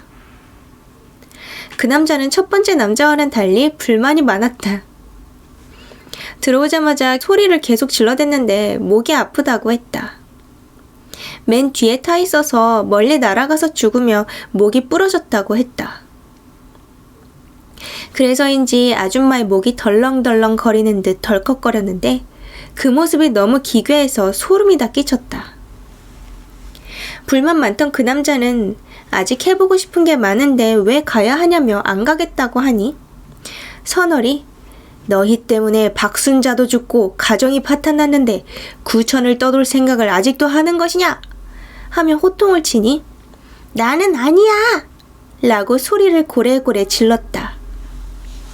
자기는 박순자의 죽음에 관여한 게 없다고 하더니 이름 석자를 무서우리만큼 빠른 속도로 되뇌었다. 그 이름이 나머지 한 명의 이름이냐고 물으니 갑자기 딱 멈추고는 히히거리며 자지러지게 웃었다. 웃는 소리가 머리가 아플 정도로 울림이 커서 내 속이 너무 메스꺼웠다. 오빠는 그런 모습을 보며 덜덜 떨고 있는 게 보였고 아저씨는 눈을 질끈 감고 앉아 있었다. 선월은 웃는 소리에 개의치 않고 계속 큰 소리로 질문을 했다. 그놈이 박순자를 죽인 것이냐? 하니 그 남자는 나는 몰라 하며 이죽거렸고 이내 몸에서 튕겨져 나간 듯 했다. 아줌마가 돌아왔는지 헛기침을 2번 하고는 자세를 가다듬었다. 그때부터 그 두 남자를 위한 의식이 시작됐다. 아줌마는 빠른 말로 한 남자씩 이름을 부르며 오빠의 어깨를 버드나무로 내리쳤는데 오빠가 휘청거리는 게 보였다. 그리고 또 한 남자의 이름을 부르며 버드나무로 오빠의 남은 한쪽 어깨를 쳐냈더니 오빠가 휙 쓰러지더라. 아저씨는 어깨를 부축해 자리에 뉘었고 아줌마는 여기저기 돌아다니며 주문 같은 말을 계속 읊조리며 그들이 좋은 곳으로 가길 빌었다. 아저씨도 같이 두 손을 비비며 기도를 했고 그렇게 그 두 남자는 간 듯했다. 2시간 가까이 그런 행위를 해서 그런지 아줌마는 무척 지쳐 보였다. 그런데도 물 한 모금 들이키지 않고 정성을 다하는 것 같았다. 귀신이긴 해도 젊어서 객살을 당하고 구천을 떠도는 게 안쓰러워서였을까 생각이 들었다. 그렇게 끝나는 줄 알았는데 그렇게 하고도 무언가 의식이 굉장히 길어지고 있었다. 이유는 모르겠지만 아직 끝난 건 아니었는지 아줌마는 식은땀을 뻘뻘 흘리며 몸과 팔을 흔들어댔다. 붓과 꽹가리 소리가 점점 커지고 굉음을 내는 순간 아줌마의 입에서 박순자를 부르는 소리가 났다. 순간 머리가 띵해지며 가슴이 쿵쾅거렸는데 무언가 나를 잡아당기는 느낌에 앞으로 힘없이 고꾸라졌다. 머리가 너무 아프고 속이 메스꺼워 일어나질 못하겠는데 선월이 다가와 날 부축하며 일으켜 세웠다. 앞이 흐릿하고 뿌예서 비틀거리며 어찌저찌 일어섰는데 불호령 같은 노파의 음성이 아줌마의 입에서 터져나왔고 박순자의 이름을 다시 한번 외치자 내 몸이 갑자기 꼿꼿이 섰다. 난 몸에 힘을 하나도 주지 않았는데 막대기처럼 뻣뻣이 서 있는 게 너무 당황스러워서 내 몸을 내가 내려다봤더니 내가 발끝으로 서 있는 게 보였다. 말도 안 되는 일이다. 난 발레도 하지 않았는데 발끝에 체중을 실어서 설 수 있다는 게 가당치도 않으니 내 입에서 갑자기 울음이 터져나왔다. 그런데 그것은 내 울음소리가 아니었다. 중년 여자의 울음소리, 박순자의 울음소리였다. 그 당시 내 몸은 나와 박순자를 둘 다 담아서 이야기할 수 있었던 것 같다. 나이자 동시에 박순자라고 하는 게 맞다. 내 입에서 나오는 말이지만 그것은 박순자이고 나는 내 의지였는지는 모르겠지만 스스로 이야기하고 있었으니까.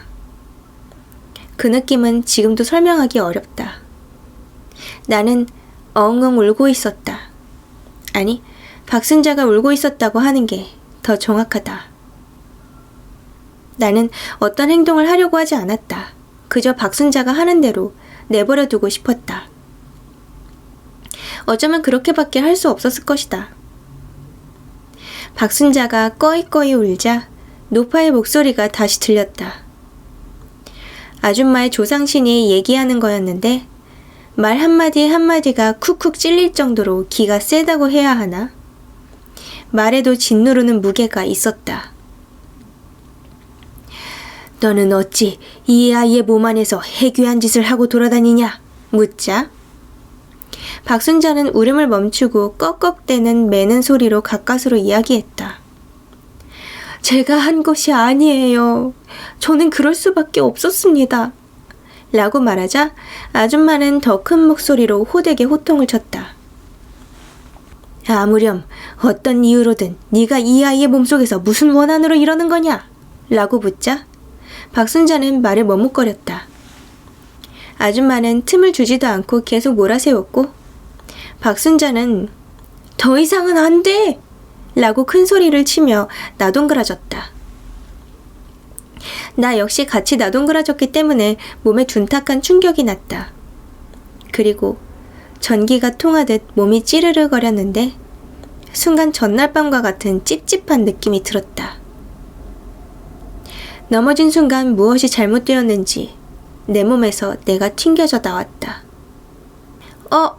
하고 내 몸으로 돌아가려고 하자 무언가에 부딪히듯 막히는 느낌이 났는데 갑자기 제자 아줌마의 말이 생각났다. 나는 멀리 떨어지지 않기 위해 손을 잡고 있으려고 안간힘을 썼지만 내 몸 근처에 다가가지도 못했다. 순간 내 몸에서 검은 연기 같은 게 너울거렸는데 그것이 갑자기 공중으로 쫙 뻗는 것이 보였다. 당황한 나는 뒤로 몇 발자국 사뿐 날아 피했는데 다른 사람들 눈에는 나도 그 검은 아우라도 보이지 않는가 싶었다. 아줌마만이 눈빛이 달라졌는데 순간 내 손이 내 목을 스스로 조르는 것이 보였다. 주위 사람들이 동요하기 시작했고 나는 그 모습을 보며 어쩔 줄을 몰라 했는데 할 수 있는 방법이 없어서 발만 동동 구르고 있었다. 선월이 내 몸으로 다가가 억지로 목에 있는 손을 떼려고 다가갔는데 내 몸이 무시무시한 힘으로 선월을 밀쳐내서 나동그라졌다. 안 되겠는지 아줌마가 내 몸을 버드나무로 세게 후려치니 잠시 비틀거리며 손이 풀리기에 나는 내 몸으로 돌아가야겠다는 생각이 퍼뜩 들었다. 내가 몸으로 다가서자마자 빨려 들어가듯 몸으로 들어가줬는데 그 뒤로는 기억이 나지 않는다. 눈을 떴을 땐 시간이 꽤 지나 있었다.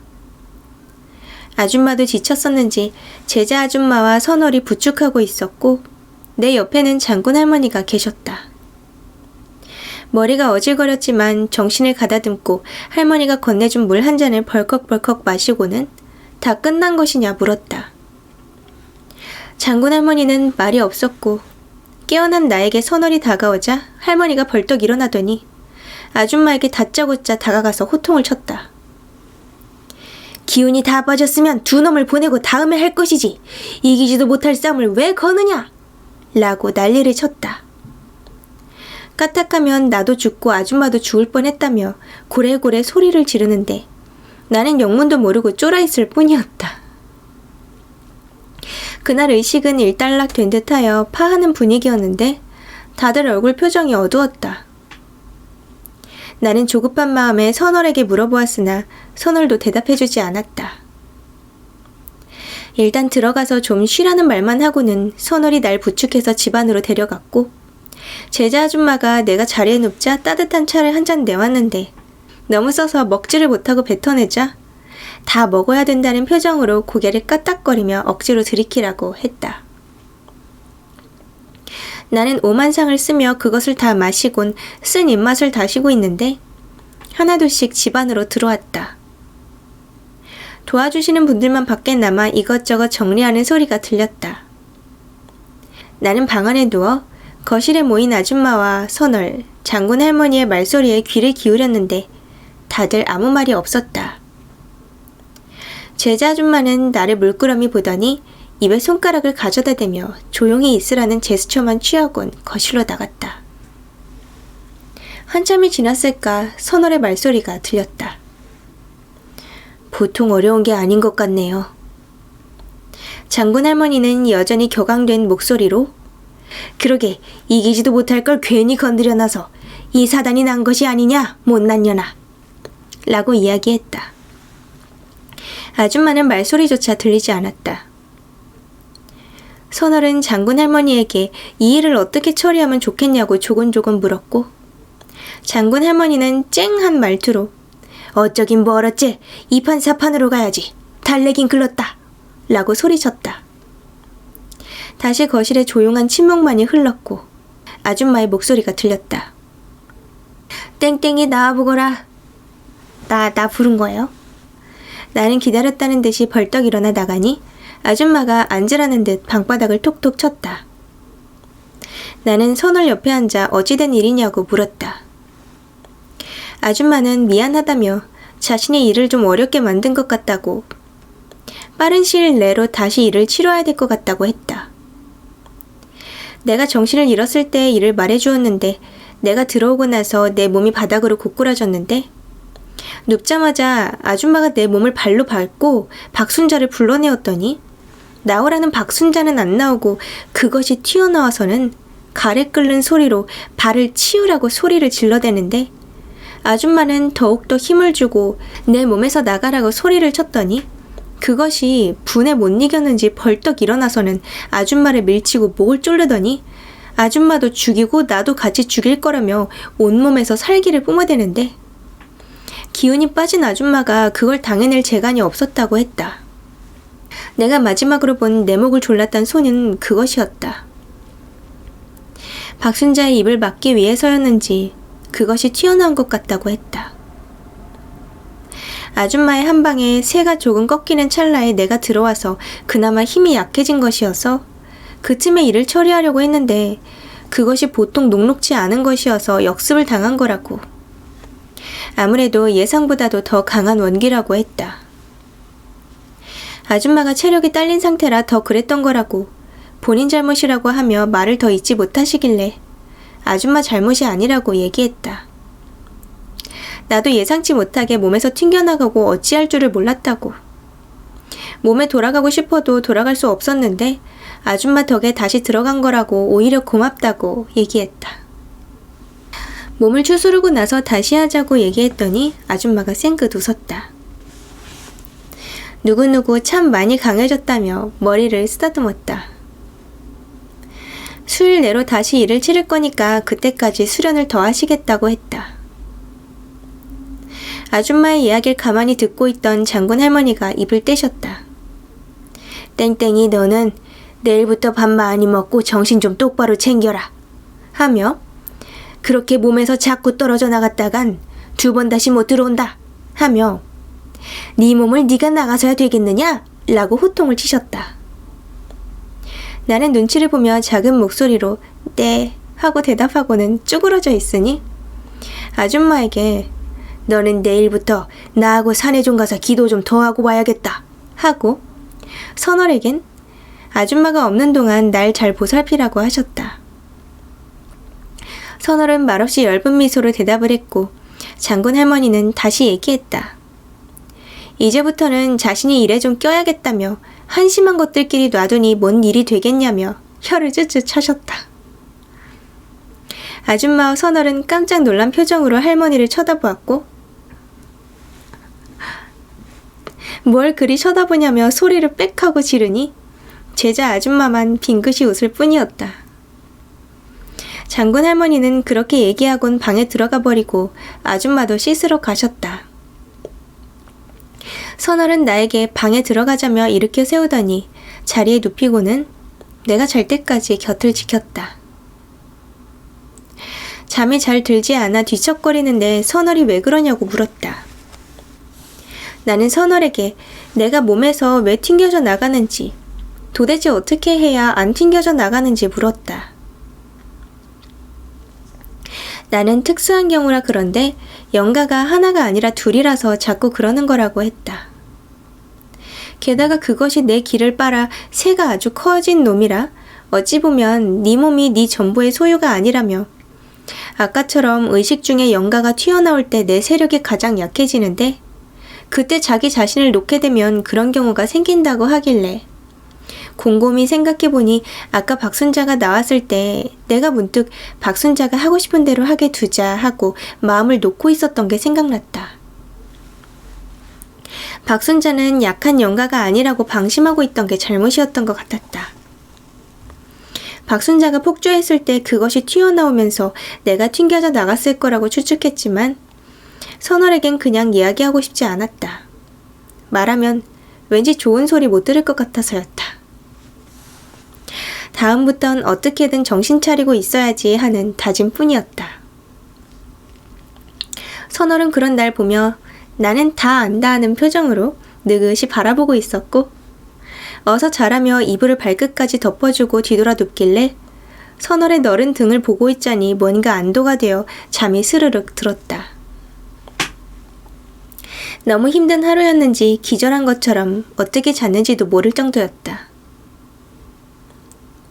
아줌마와 할머니 일행은 봉고차를 타고 산에 가셨고 남겨져 있는 우리 넷은 무료하게 시간 죽이기를 하고 있었다. 문을 열고 스탠샤시에 걸터앉아 마당에서 나무를 멍하니 바라보고 있었는데 아저씨가 나오셨다. 세수를 하러 마당 수도가에 나오신 듯 해서 오빠 뭐하냐고 물었더니 어제 후유증이 컸는지 아직도 누워있다고 해서 걱정이 살짝 들었지. 방문을 열어 오빠를 나지막히 부르니 돌리고 있던 등이 움찔하는 게 보이길래 앉자면 잠깐 나오라고 하니 부스스 일어섰다. 근처에 약수터가 있다고 하기에 그곳으로 물을 들어 걸어가자 하고 오빠를 데리고 굿땅을 나섰다. 오빠는 얼굴이 영 초췌하고 푸석했다. 반신반의했던 일들이 실제로 일어나서 쇼크가 컸나 보더라. 특히 자신의 어머니가 영가가 되어 내 몸에서 튀어나오고 날 상처 입혔다는 것도 피할 수 없는 악몽이었을 거라고 생각하니 여간 마음이 좋지 않았다. 난 먼저 오빠에게 말을 걸어 그 마음을 좀 풀어줄까 생각이 들었는데 오빠가 먼저 얘기를 꺼냈다. 쭈뼛쭈뼛하며 너 참 많이 힘들겠다 생각했어 하고는 한참 동안 말이 없었다. 나는 생긋 웃으며 별로 안 힘들다 했다. 이해하기 어렵겠지만 오빠의 엄마도 뭔가 그럴 만한 이유가 있었을 거라고 말했는데 오빠의 표정이 더 좋지 않아졌다. 나는 그런 오빠에게 말하지 못했던 그젯밤의 이야기를 해주었다. 박순자는 약한 영가가 아니라며 오빠와 아저씨를 보며 그렇게 슬피 우는데 내 마음이 다 아플 정도였다고.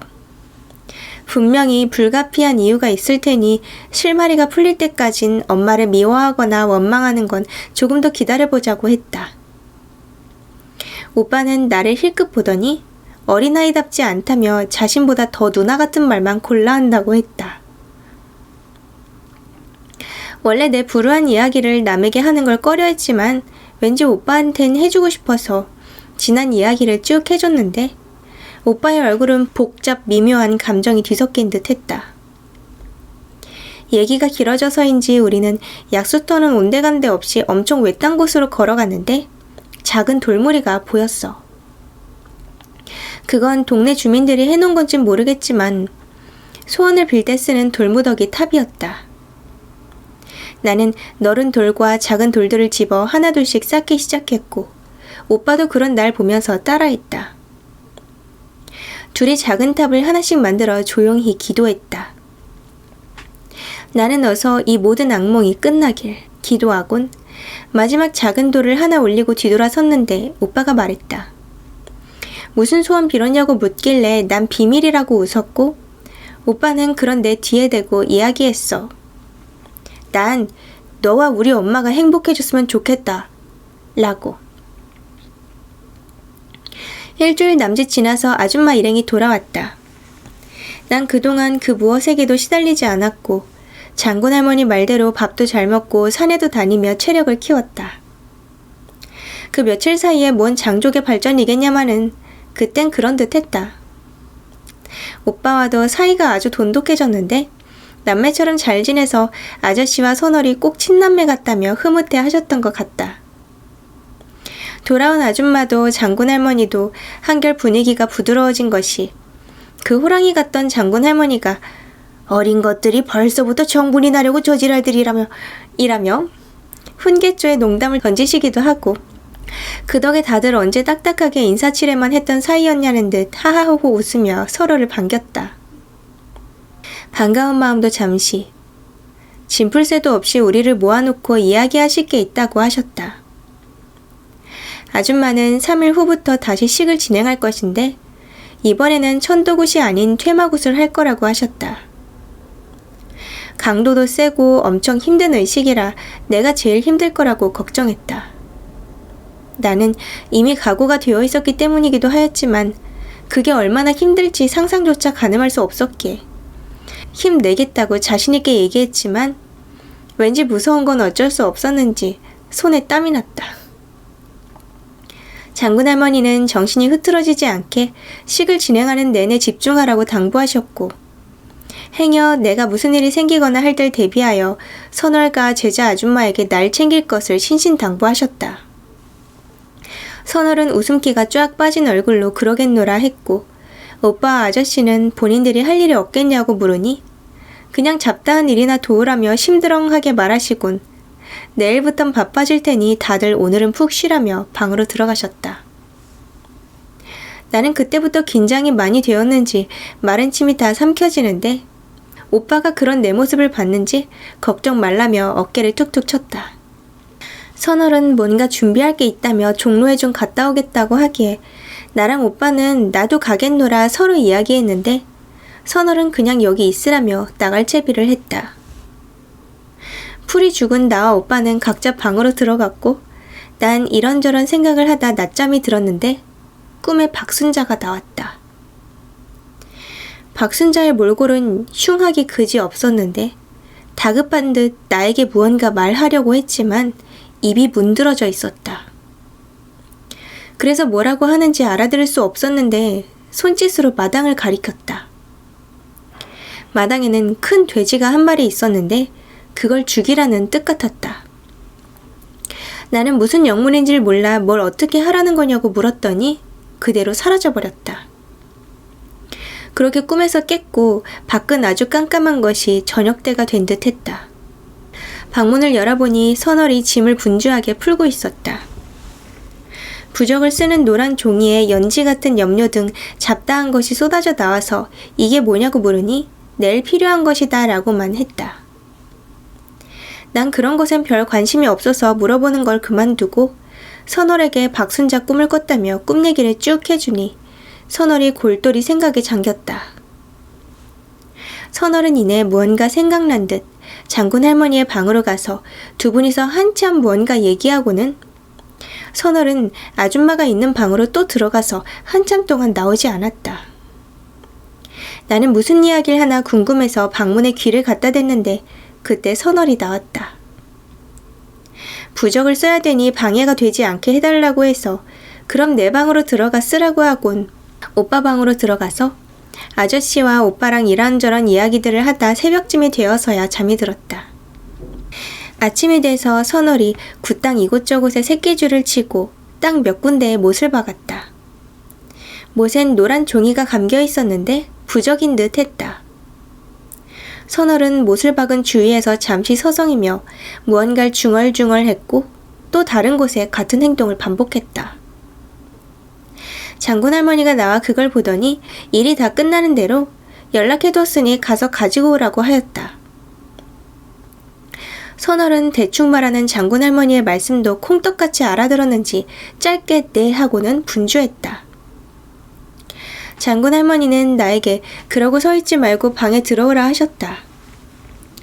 할머니를 따라 방으로 들어갔더니 뭔가 주섬주섬 꺼내 손에 쥐어주셨는데 가느다랗고 빨간 새끼줄이었다. 손을 내라 하시더니 새끼줄을 새끼손가락 끝에 돌돌 감아 매듭을 붙고는 절대 빼지 말라고 하셨다. 식중에 내가 잘못됐을 때를 대비하는 거라고 하시며 나가보라고 했다. 다시 나가보니 할머니의 심부름을 갔는지 선월이 없었다. 선월이 박은 못 주변으로 살그머니 가서 뭔지 보려고 손을 가져다 댔는데 손을 대는 순간 타는 듯한 느낌이 들어서 깜짝 놀라 앉은 채로 뒤로 넘어졌다. 아무 장치도 없었는데 감전이라도 된 듯이 뜨겁고 저릿한 충격 때문에 얼얼한 것이 전기 충격기가 이런 느낌일까 싶었다. 겁이 나서 그 근처는 다시 갈 엄두를 못 냈는데 마침 오빠가 나와서 뭘 하냐고 물었다. 나는 방금 있었던 일을 이야기했고 오빠는 그럼 나도 한번 볼까? 하며 다가가기에 만류를 했지만 겁없이 손을 댔다. 내가 더 깜짝 놀라 눈을 질끈 감았는데 오빠는 아무렇지도 않은 듯 이게 뭐? 하며 유유히 걸어갔다. 오빠에겐 아무런 충격이 없었던 걸 보니 나에게만 적용되는 듯 싶었다. 아니, 내 안의 것들에게 라는 게 더 정확한 표현이 아닐까 싶다. 얼마 후 선월은 커다란 돼지를 한 마리 데려왔다. 웬 돼지인가 했는데 꿈에서 박순자가 말했던 그 돼지 때문인 듯 했어. 그게 무언가 도움이 될 게 분명하니 장군 할머니가 선월에게 심부름을 시켰을 거라는 오빠의 얘기대로 그 가엾은 돼지는 다음날 명을 달리했다. 선월이 곳곳에 못질해놓은 부적과 새끼줄 사이로 지난번보단 조금 협소한 상차림이 마련되었다. 멍석을 깔고 그 위에 멍석을 한 겹 더 깔고는 묶어둔 돼지를 올려놓고 그 옆에 내가 앉았다. 아줌마는 화려한 차림은 벗어두고 아주 수수한 간복을 입고 나왔고 할머니는 백발과 잘 어울리는 하얀 두루마기 같은 옷을 걸치고 나란히 섰는데 장군 할머니의 모습이 흡사 신성 같았다. 얼마나 지났는진 모르겠지만 꽤 오래 그렇게 있었던 것 같다. 그렇게 시간을 더듬는 사이 갑자기 뜨거운 무언가 아랫배에서 목구멍까지 한 번에 쑥 올라와서 탁 걸리더니 우웩하는 소리와 함께 무언가를 토해냈다.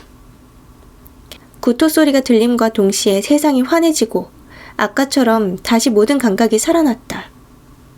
눈을 제대로 뜨고 토해낸 자리를 보았는데 신기하게도 아무것도 없었다. 뭔가 이상한 느낌의 옆을 봤는데 시커먼 털뭉치 같은 것이 내 옆에서 빙글빙글 돌고 있어서 깜짝 놀라 넘어졌다. 넘어짐과 동시에 그 털뭉치가 내 몸쪽으로 날아들어 깜짝 놀라 눈을 질끈 감았는데 통 하는 둔탁한 느낌이 나더니 나와 털뭉치가 동시에 나가 떨어졌다. 나는 가슴을 맞아 캑캑거리며 숨을 고르고 있었는데 그 털뭉치는 그대로 공중에서 빙글빙글 돌다 다시 내 쪽으로 날아들었다. 방금 전처럼 똑같이 튕겨지곤 약이 오른 것처럼 털뭉치가 푸르르 떨더니 이내 크게 변했다. 얼마 전 의식에서 내가 내 몸에서 떨어져 나갔을 때 보였던 검은 연기 같은 아우라가 그 털뭉치에서 뿜어져 나오더니 갑자기 엄청난 크기로 커지는 게 보였다. 둥둥 북소리가 나고 아줌마가 워밍업식으로 천천히 방울을 흔들며 뛰기 시작했다. 방울 소리가 점점 빨라지고 무구 소리들이 요란해지니 정신이 없어서 그런지 가슴이 빨리 뛰고 귀가 멍하더니 몽롱해지는 것 같았어. 머릿속에서 삐 하는 소리가 나고 식은땀이 계속 흘렀다. 걱정스러운 모습의 서널이 흐릿하게 보일 때쯤 몸이 갑자기 뜨거워졌다. 흡사 불덩이가 내 몸 안을 휘젓는 느낌이었는데 주위에 그 요란한 굿소리가 아무것도 들리지 않았을 정도로 내 머릿속은 고요해졌고 온몸은 용암을 삼킨 듯 점점 타들어가서 괴로운데 손끝 하나 움직이지 못할 정도로 무기력했다. 눈앞에는 뿌연 무언가가 내 머리를 내리치는 모습이 보였는데 형체는 아줌마인 듯 했지만 아무 소리가 들리질 않아서 뭐라고 하는지 입을 뻥긋거리는 걸 보려고 애써도 전혀 알 수 없을 지경이 되어 포기했다. 그것은 크기가 커진 게 아니라 몸을 찌그러뜨리고 있다가 몸을 펴면 몸이 커지는 것처럼 보이는 게 맞았다.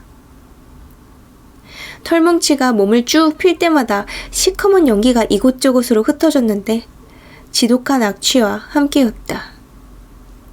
나는 그 익숙한 냄새로 내 몸에 기생하던 그것임을 확신했다. 그것과 조우하는 순간 그동안의 다짐이 다 무너져 내리는 공포로 덜덜 떨 뿐이었다. 머릿속엔 온통 도망쳐야 한다는 생각뿐이었지만 몸은 내 마음대로 움직이지 않았다. 그때 그것이 다시 나에게로 돌진해왔고 나는 무기력하게 그것에게 내 몸을 내주게 되었는데 쑥 하며 혼이 밀려나가는 것 같더니 이내 몸으로 다시 돌아왔다. 새끼손가락이 파르르 떨렸다. 장군 할머니가 손가락에 해준 붉은 매듭이 눈에 들어왔다. 그 매듭이 무언가 제대로 역할을 한 게 아닐까 생각할 겨를도 없이 그것이 미쳐 날뛰기 시작했다. 고막이 찢어질 정도로 괴성을 지르며 씩씩거리더니 털뭉치 사이로 뻘건 눈알을 드러냈다. 그것이 박순자인진 모르겠지만 그 전에 몇 번씩이나 봤을 때는 구멍이 뻥 뚫렸거나 줄줄 흐를 정도로 문드러진 모습이었는데 그렇게도 소름 끼치도록 빨간 빛이 나는 눈은 처음 보는 것이었다. 희번득거리며 날 뚫어지게 쳐다보더니 그륵대는 목소리로 크게 죽인다! 라고 소리치며 다시 달려들었다. 순간 쩡 하는 소리와 함께 푸른 빛이 번쩍하더니 그것이 순간적으로 피하는 것이 보였는데 그것은 빠른 속도로 이곳저곳을 날아들더니 고개를 180도로 꺾어 뒤를 돌아보는 순간 사라졌다. 사라진 그곳에는 가지런히 가부좌를 틀고 눈을 감은 아줌마가 있었다. 아까까지만 해도 그것과 나만이 그 공간 안에 있었던 것 같은데 내가 정신이 나갔다가 돌아온 건진 모르겠지만 모든 사람들은 그 자리에 그대로였다. 아줌마는 숨도 쉬지 않는 듯 미동조차 하지 않았는데 그런 아줌마를 뒤에서 장군 할머니가 내려다보고 서서 가만히 계실 뿐이어서 난 마음이 다급해져 아줌마를 도와야 한다고 소리치려고 한 순간 아줌마의 눈이 번쩍 떠졌다. 아줌마의 눈은 붉은 빛으로 번뜩였고 나는 그것이 아줌마에게 붙었다는 걸 직감했다. 뭔가 잘못됐다는 생각에 불안함을 감출 수 없었는데 아줌마가, 아니 그것이 슥 일어나서는 부자연스러운 몸짓으로 한 발, 목을 잠시 비틀더니 또 한 발을 내딛고는 기름칠하지 않은 로봇의 머리가 돌아가듯 까드드득 소리와 함께 아줌마의 머리가 돌아갔다. 머리가 향한 곳은 장군 할머니 쪽이었다. 아줌마의 몸인데도 그렇게 정반대 방향으로 목이 돌아간다면 아줌마는 죽지 않았을까 하는 생각에 오금이 저렸다. 장군 할머니는 아무 일도 아니라는 듯 아주 침착하고 평온한 표정이셨는데 눈가에 번뜩이는 안광은 평소와는 조금 달랐다. 그것이 장군 할머니를 바라보고는 가래 끓는 목소리로 크크거리더니 할매가 안 되니 영감이 나왔네? 하며 이죽거렸다. 장군 할머니의 눈썹이 잠시 실룩거렸지만 아무 일도 없듯 조용히 입을 떼셨다. 네 이놈! 주둥아리를 함부로 놀리는 것이 겁대가리를 상실한 잡귀놈이 분명하구나! 라고 하자 그것이 여전히 이죽거리는 말투로 장군 할머니를 계속 조롱했다.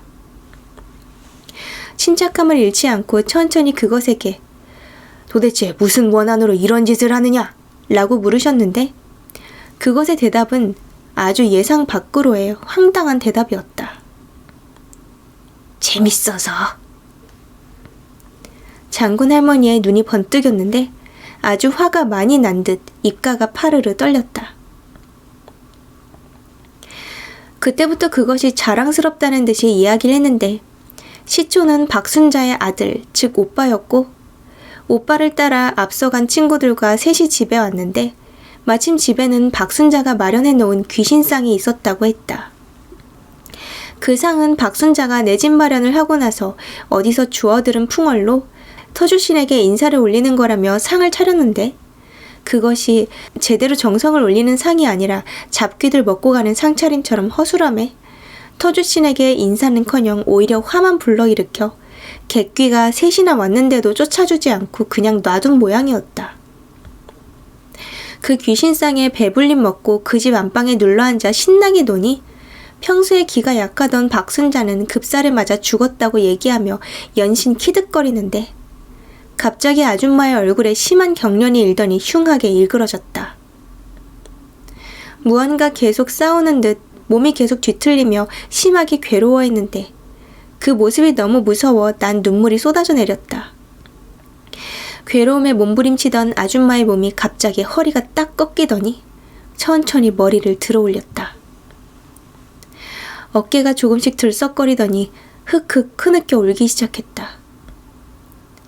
알 수 없는 상황에 혼란스럽게 시작했는데 울음을 훌쩍거리는 아줌마에게 장군 할머니가 나지막이 박순자의 이름을 부르니 떨리는 몸으로 고개를 들었다. 그것과 싸워서 박순자가 몸으로 나온 모양이었는지 분위기가 사뭇 달랐다. 아줌마의 눈은 붉은 빛이 아닌 잿빛으로 변했는데 그것이 박순자라고 확신했다. 박순자가 제일 먼저 얘기한 건 도와달라였다. 그러면서 그것의 뒤를 이은 이야기를 더했는데 이야기하는 중간중간 괴로운 표정이 왔다 갔다 하는 게 그것에게 방해를 받고 있는 것 같았다.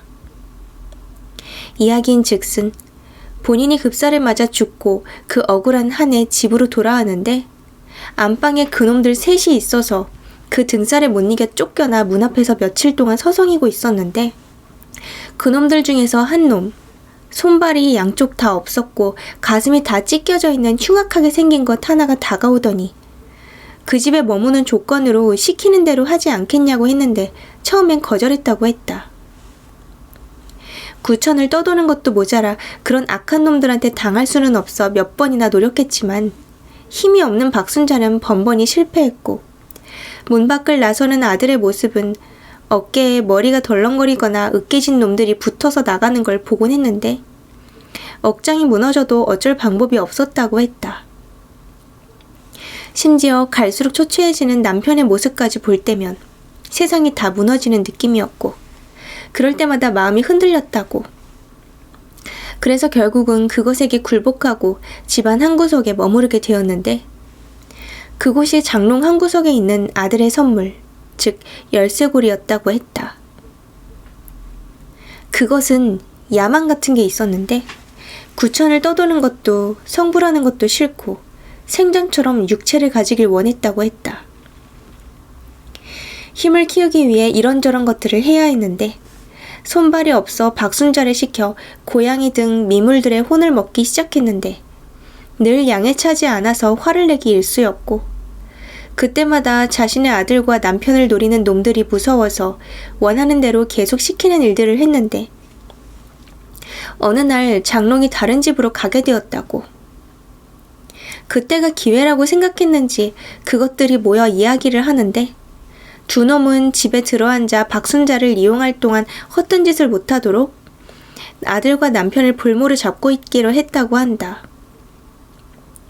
박순자는 떠나기 싫었지만 모든 일이 다 끝나면 순순히 그 집에서 떠나기로 약속했고 아들과 남편에게는 절대 해를 끼치지 않기로 해서 선택의 여지가 없었다고 했다. 그렇게 장롱이 첫 번째로 옮겨진 곳에서 여자 하나를 희생양으로 삼았고 조금 더 힘을 키운 그것이 우리 집으로 오게 된 것이었다. 술에 만취해서 오토바이 타다가 죽은 그 3명도 남자네요. 그리고 나서 흉가에 찾아가서 일을 벌린 것도 그 오빠와 친구들 남자들인데 정작 피해는 전부 여자만 보고 있네요. 유감이군요.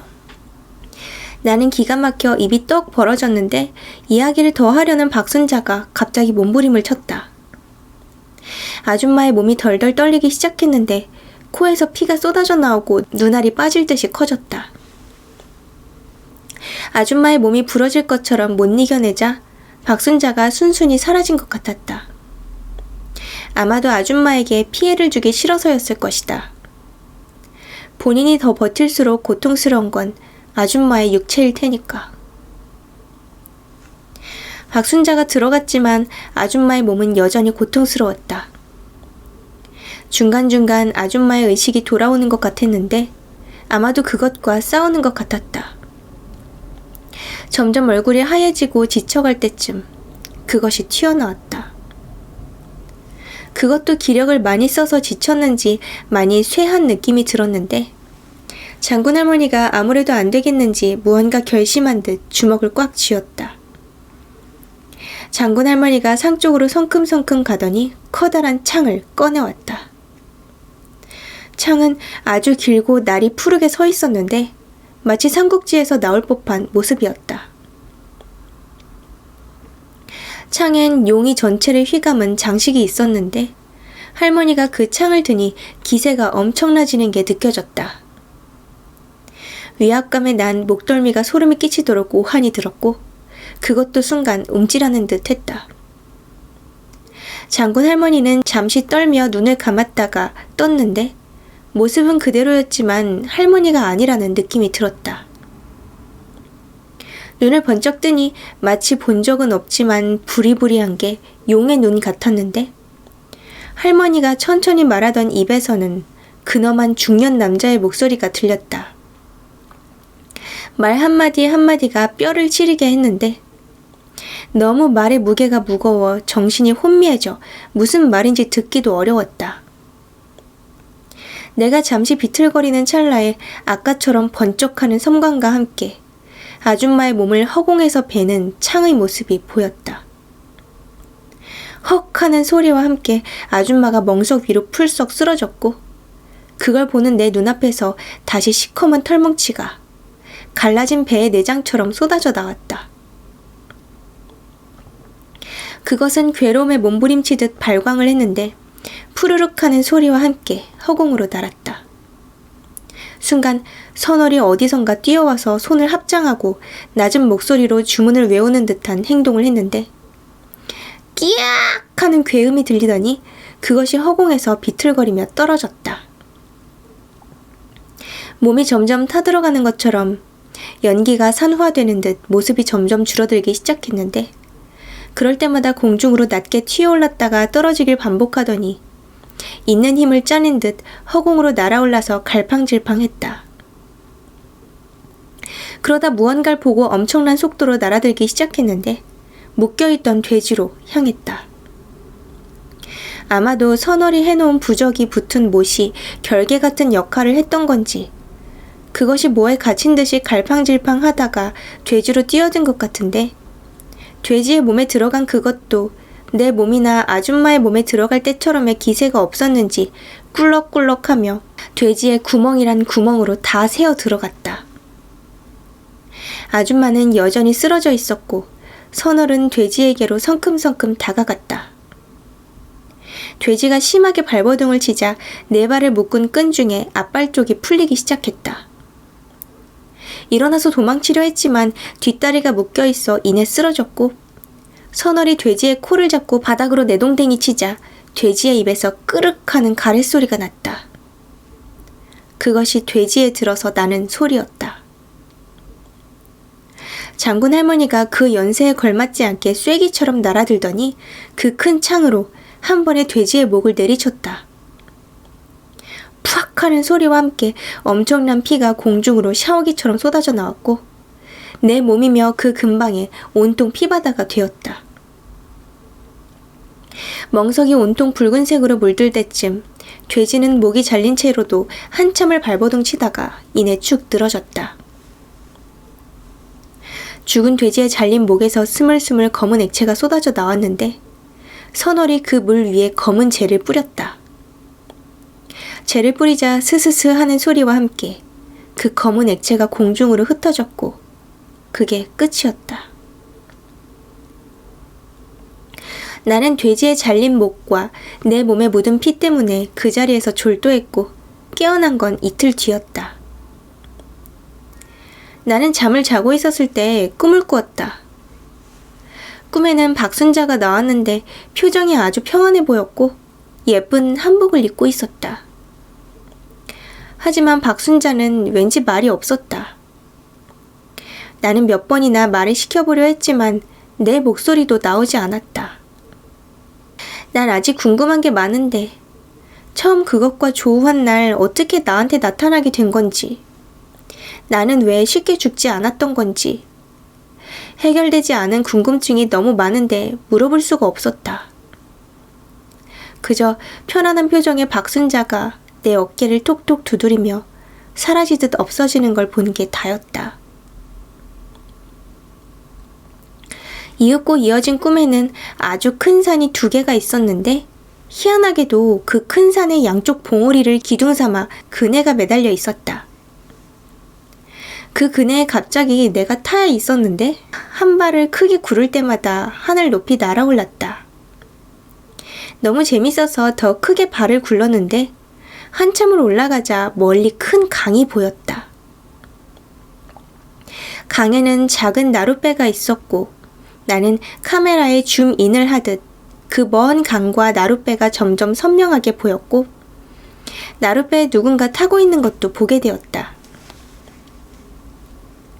그 누군가는 나에게 팔을 크게 휘저으며 인사를 하고 있었는데, 자세히 보려고 눈을 찌푸리자 점점 얼굴이 보였다. 아줌마였다. 아줌마는 정말 환한 얼굴로 나에게 팔을 크게 흔들며 인사했다. 우린 다시 만날 거니까. 아줌마가 처음에 날 만났을 때 했던 인사였다. 난 너무 반가워 나도 손을 크게 흔들며 인사했다. 너무 기뻤는데 이상하게도 눈물이 계속 났다. 기쁨인지 슬픔인지 모를 눈물이 계속 흘러내렸고 축축한 느낌에 눈을 떴다. 난 그 땅의 내 방 천정을 보고 있었다. 방에는 나 혼자뿐이었고 잠시 멀뚱하게 있었다. 순간 뭔가 쎄한 느낌에 불이 나게 자리에서 일어났는데 급격한 어지러움에 이내 쓰러졌다. 쿠당탕 하는 소리를 들었는지 방 밖에서 여러 발소리가 들렸다. 방문을 부수듯 열고 제일 먼저 들어온 건 오빠였다. 오빠는 날 보자마자 끌어안고 울기 시작했고, 오빠의 뒤를 이어 선월과 제자 아줌마, 장군 할머니가 들어왔다. 나는 해맑게 웃으며 아줌마는요? 했는데 아무도 대답이 없었다. 뭔가 잘못됨을 느껴서인지 나도 아무 말을 하지 못한 채 그대로 멍하게 있었다. 난 한동안 아무 말도 할 수 없었다. 모두 검은색 상복 차림이었고 뒤늦게 들어온 아저씨의 표정이 확실한 답이었다. 어째서인지 묻지 않았다. 무조건 나 때문이니까. 왜인지는 중요하지 않았다. 내 표정을 보고 다들 하나둘 눈을 피했다.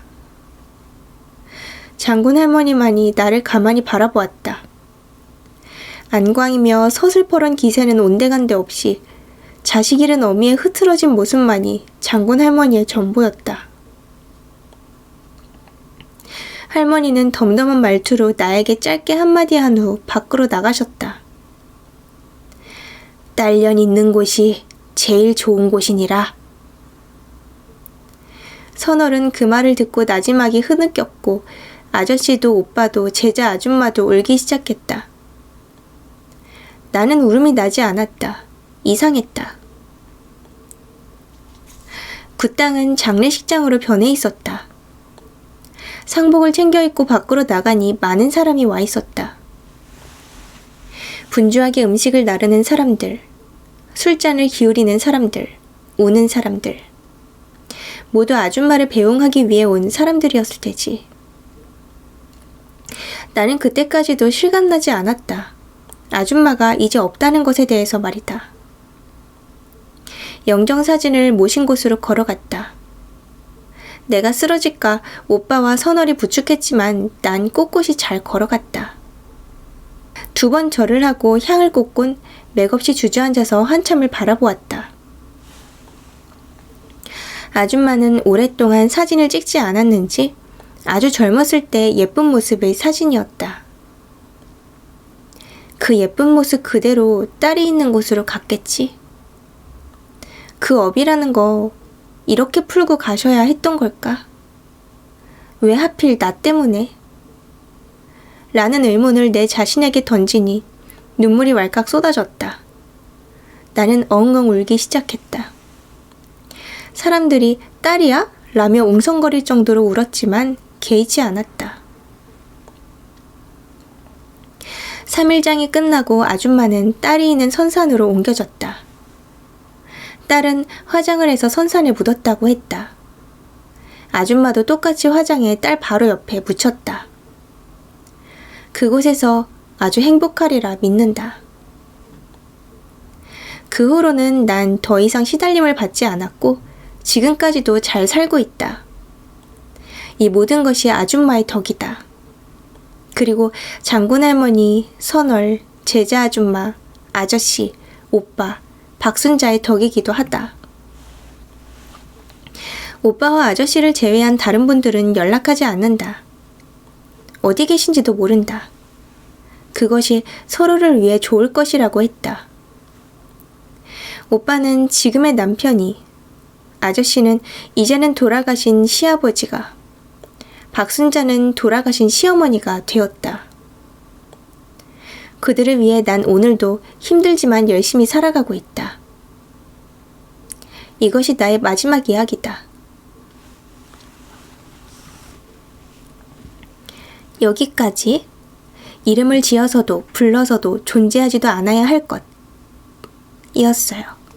이게 일단 실화인지 소설인지에 대해서는 글 자체에서 명확하게 알려주고 있진 않은데요. 원 글에서 누가 물어본 바에 따르면 실화가 바탕이 된 소설이라고 해요. 근데 약간 모든 것의 원흉이 된 그 남자와 결혼을 해버리다니 조금 띠용스럽긴 하죠, 마지막이. 마치 무슨 어느 드라마에서 막 그 자기를 성폭행한 남자와 사랑에 빠지는 그런 전개 같은 느낌이랄까? 이번 편 어땠어요? 진짜 대박이었죠? 정말 레전설이라는 단어가 아깝지 않을 정도의 대작이었습니다. 작품이랄지 실화랄지 하여튼간. 글이 지금은 사라졌다고 해서 허락을 받거나 할 수는 없었는데요. 근데 조금 쓰는 단어 같은 게 약간 세대가 조금 윗세대 같죠? 한 30대 후반? 그 정도일 것 같고. 그리고 이제 맞춤법이 진짜 너무 안 맞았어요. 맞춤법이랑 문장의 호응, 그리고 오타 이런 게 엄청나게 심했고, 그래서 제가 읽으면서 되게 중간중간에 많이 고치면서 읽었음에도 하도 이상하게 쓰여 있어서 계속 녹화하다 말고 끊고 다시 정리해서 읽고 이랬었거든요. 이렇게 오점이 많았음에도 불구하고 제가 굳이 이 엄청나게 긴 글을 선택할 정도로 정말 인상에 깊숙이 박힌 그런 글이었습니다. 그러면 읽어주는 예니밍반 여러분, 다음 시간에 만나요. 안녕. 스스?